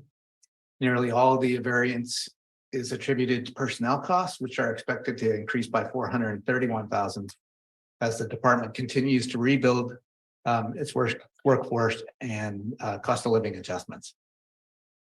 The fiscal year budget does include amounts for several vacant positions, 7 police officers, 1 animal care specialist, 1 administrative analyst, 1 records technician, and 1 police services specialist. In an effort to present the council with a balanced budget, the police department opted to freeze the deputy chief position. And with that, I will turn it over to Chief Borges to cover the department's service summary, accomplishments, and goals. Thank you, Victor. My name is Nick Borges. Thank you, Mayor, members of council. I am the police chief here in Seaside. Who we are, As the most visible symbol of government, the Seaside Police Department provides ethical, procedurally just, and compassionate law enforcement services to the highest standards of performance and conduct. We remain one of the most progressive and innovative police organizations in our region. Our motto is trust, transparency, respect, unity, service, and training. This past fiscal year, as some of our accomplishments, the Seaside Police Department fully staffed our parking enforcement team and most recently filled our animal control officer position. We increased our traffic enforcement and parking violation efforts substantially. Most notable, we decreased overall crime in Seaside by 13%. We also launched our Lights On program to enhance community relations and trust. We have also increased our efforts to utilize technology to address crime through our license plate reader program. We've also increased our efforts to resolve cold cases and major crimes. Some of our strategic goals for fiscal year 2024 include establishing a Youth Explorer program, establish a traffic enforcement team, which we already have began, establish a Citizens Police Academy hosted in English and Spanish, and to reduce illegal firework activity.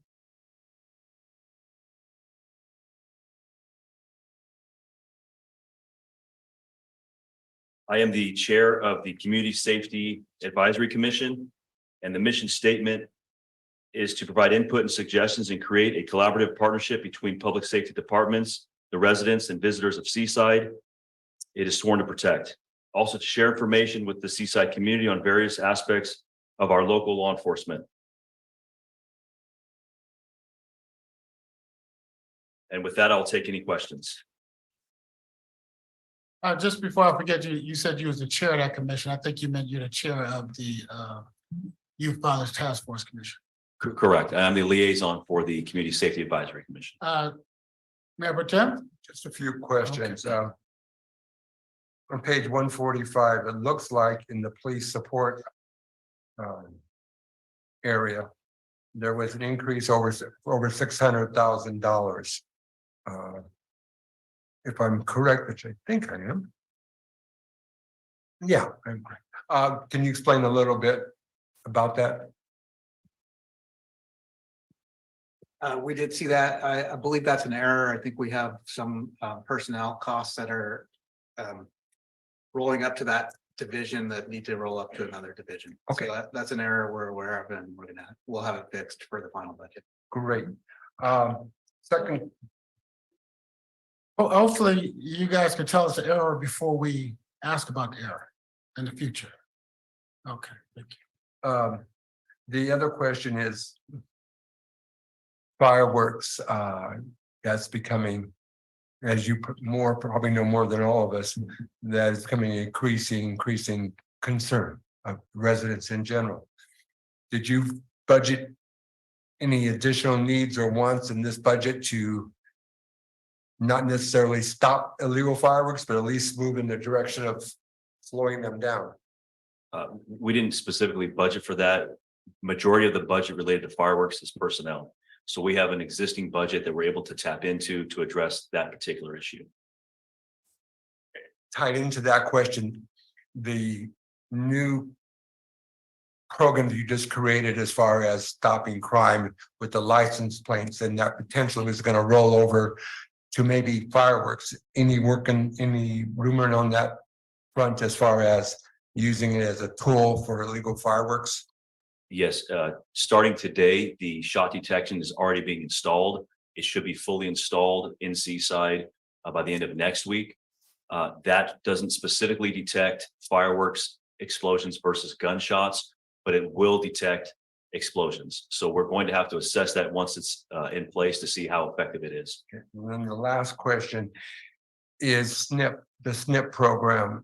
Sometimes in the past, I think you budgeted a few dollars, not a few dollars in there. Is there dollars budgeted in there? We have some funding that could support the SNP bus project. This past year, the city of Seaside did sponsor the SNP bus program. And I believe they're continuing to provide services throughout the year as it exists. So it's simply put, it's not budgeted yet, but it could be used, dollars are there to potentially budget it. Correct. Okay, I'll just leave it at that. Thank you. Thank you. Anyone else? I'll just second on the SNP. I think that's important for our community. And they've been twice and done over 500 cats and dogs, and we see a lot of ferals and a lot of stray dogs. So it's a good service for us. Thank you, Councilmember Pacheco, for bringing that up. Anyone else? I'll just start at the end. I definitely support SNP. I don't know if it needs to always come out of the police budget. You know, if we support it, then the council has to think about that also. So don't think it's on you. Then when we're talking about what's going on, Chief, I think we all think you're doing everybody in the city is doing a great job. We're talking about the police department right now. Is there any needs that you have? I think we're doing a good job on those license plate readers, but like I said, when you came down before, I didn't think you had enough. I don't know what enough is, but my question is, do you have enough? Because we want to make sure people don't think they can come in here and do bad stuff and leave. Are we missing? Is there a gap in funding as it relates to the license plate readers? Is there? Absolutely not. Council's been extremely supportive, and these are things we're being good stewards of public funds. We're assessing the tools that we have now before we ask for anything further. But as it stands today, we have been given nothing but support to address the criminal related issues here in Seaside. Oh, okay, that's fair enough. That's then, yeah, I do look at. Just want you to know I am conscious of the overtime. I know it. Emergencies happen, so people have to come in when their days off and on holidays. But I know you have a concern with that too. And then I'm just looking forward to the repayment of those parking lots down there. So hopefully we stay focused on that and provide that. I thought that was it then. Anyone else? We're a little early. We got more time. No, not today.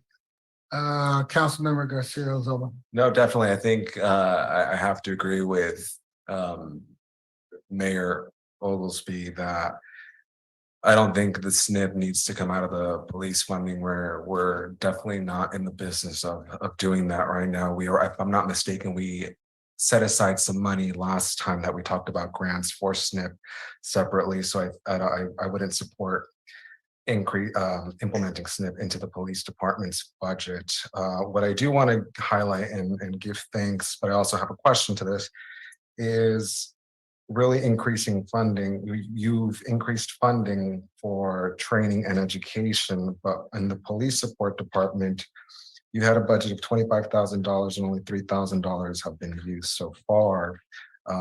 Why is that? Which budget is that? The training? Yes, training and education. For police support managing department. It's item 100-6130-1029 on page 145.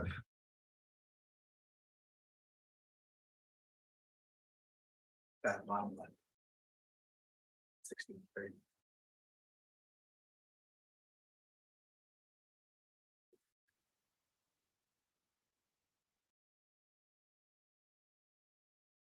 Yeah, so this would be for our police support division. We just had not utilized a lot of training that came out of that particular division. Okay. But we plan to continue to increase it. That budget also supports our some of our support staff, and to include our animal control and others that we will definitely continue to train in those divisions moving forward. Perfect. And for your police field operations training budget on the same page, account number 100-6120-1029. You've utilized 53,000 and the request for 2024 is 55,000. Do you deem that enough for training and education, or would you be comfortable with a little bit more? I believe that's going to be enough. A lot of that had to do with a lot of the new hires we were hiring at the time. We've filled so many of those positions. I think it's a safe bet to just increase that by a few $1,000s to keep us well within that budget. Okay, thank you. Anyone else? Councilman Miller. Yeah, thank you. I just wanted to go back to the structure of the department and under the police chief and under the police commander, the animal care specialist, which we just hired, that is under the purview of the police department. Is that right? That's correct. Thank you. Anyone else? Two quick questions. It was I guess it's a new item on page 145, chief. I think it says PD office space. 8128 for $10,000. Yeah, so we are, as we grow, we need office space. Our building was built in the 1950s. And as we continue to grow, we're lacking a lot of office space. So we're getting new equipment, upgrading some of the things and making new space. Part of that cost will go to making a interview room outside of our lobby, breaking a wall in and building a structure so we can bring people in the police department to be interviewed within the lobby and not have to bring them inside the entire police department. So that's part of how we're spending these fees. Something like that, okay. Then I would, one more.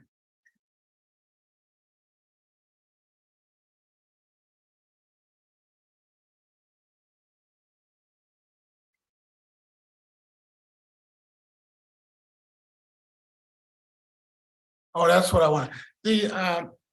As it relates again to, succession planning and, it really has nothing to do with how long the person is there, right? So we know you just got there, but it's about how do we make sure the people right underneath us are ready to take over if something happens. And I know we're freezing the deputy chief position, but what are we doing for training the commanders to make sure they're, increasing their professionalism? Are you sending them to training or what? How does that work? Yeah, absolutely. In the next fiscal year, we're going to be sending our commanders to the East Coast. They're going to be sent to the Police Executive Research Forum, one of the most highly acclaimed training in the country. It's a 3-week leadership institute on senior management process. So they're going to be going to that next year. It's usually offered in the summertime. That's one of many courses that they will attend to continue their development. Yeah. No, I know that, and I know it's important to you, so I was just asking so I can have a better understanding. And thank you so much. Is there any other questions, comments? And then what I'll do is I'll go to Victor. You can take a few minutes, and then we have the city manager close it out, and then hopefully we'll be done by 9 o'clock.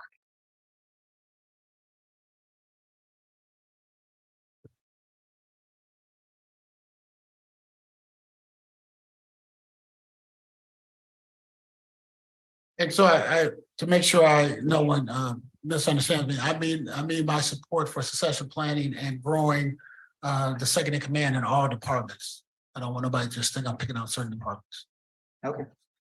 So that's all we had for tonight, according to our schedule. We've gotten through a significant portion of the study session and looks like we're going to be done as planned for tonight.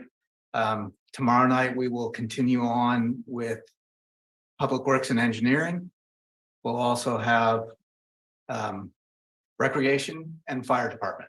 And then after that, we will go into the CIP and the fee schedule, and then we'll wrap up. So, Jaime, do you have any closing words? Yes, thank you, Mayor, members of the council. Again, thank you for your support, participation tonight, to the members of the public and to the council. Public Works is one of our largest department, typically a big ticket item. So we'll start with that tomorrow. A lot of good work going on there. Recreation, obviously, got 25 parks from the one across the street to all the smaller ones. And in my history of city management, it's one of the most robust public works, recreation departments in relation to the size of the community. And the communities come to depend on that. The services they provide at all ages is very important. Obviously, fire, we're looking at a new fire station up north, and the CIP will be the skeleton of the projects that will lead us forward in the next few years. So looking forward to tomorrow. Thank you all. Now just take a second. I like the way the city manager said we're looking at a new fire station up north. Seaside is growing. Seaside is huge. But I do want to thank the council and the staff for focusing their answers and staff for focusing and the council for focusing their questions, being succinct. We'll do the same formula tomorrow, and I think we'll end up with a little bit more time. And then we'll start wherever you guys want to start with, which how you want to adjust, add to, or subtract in the budget. Because this is the draft budget for your review and your adoption. There are issues there where you may want to change some of the line items.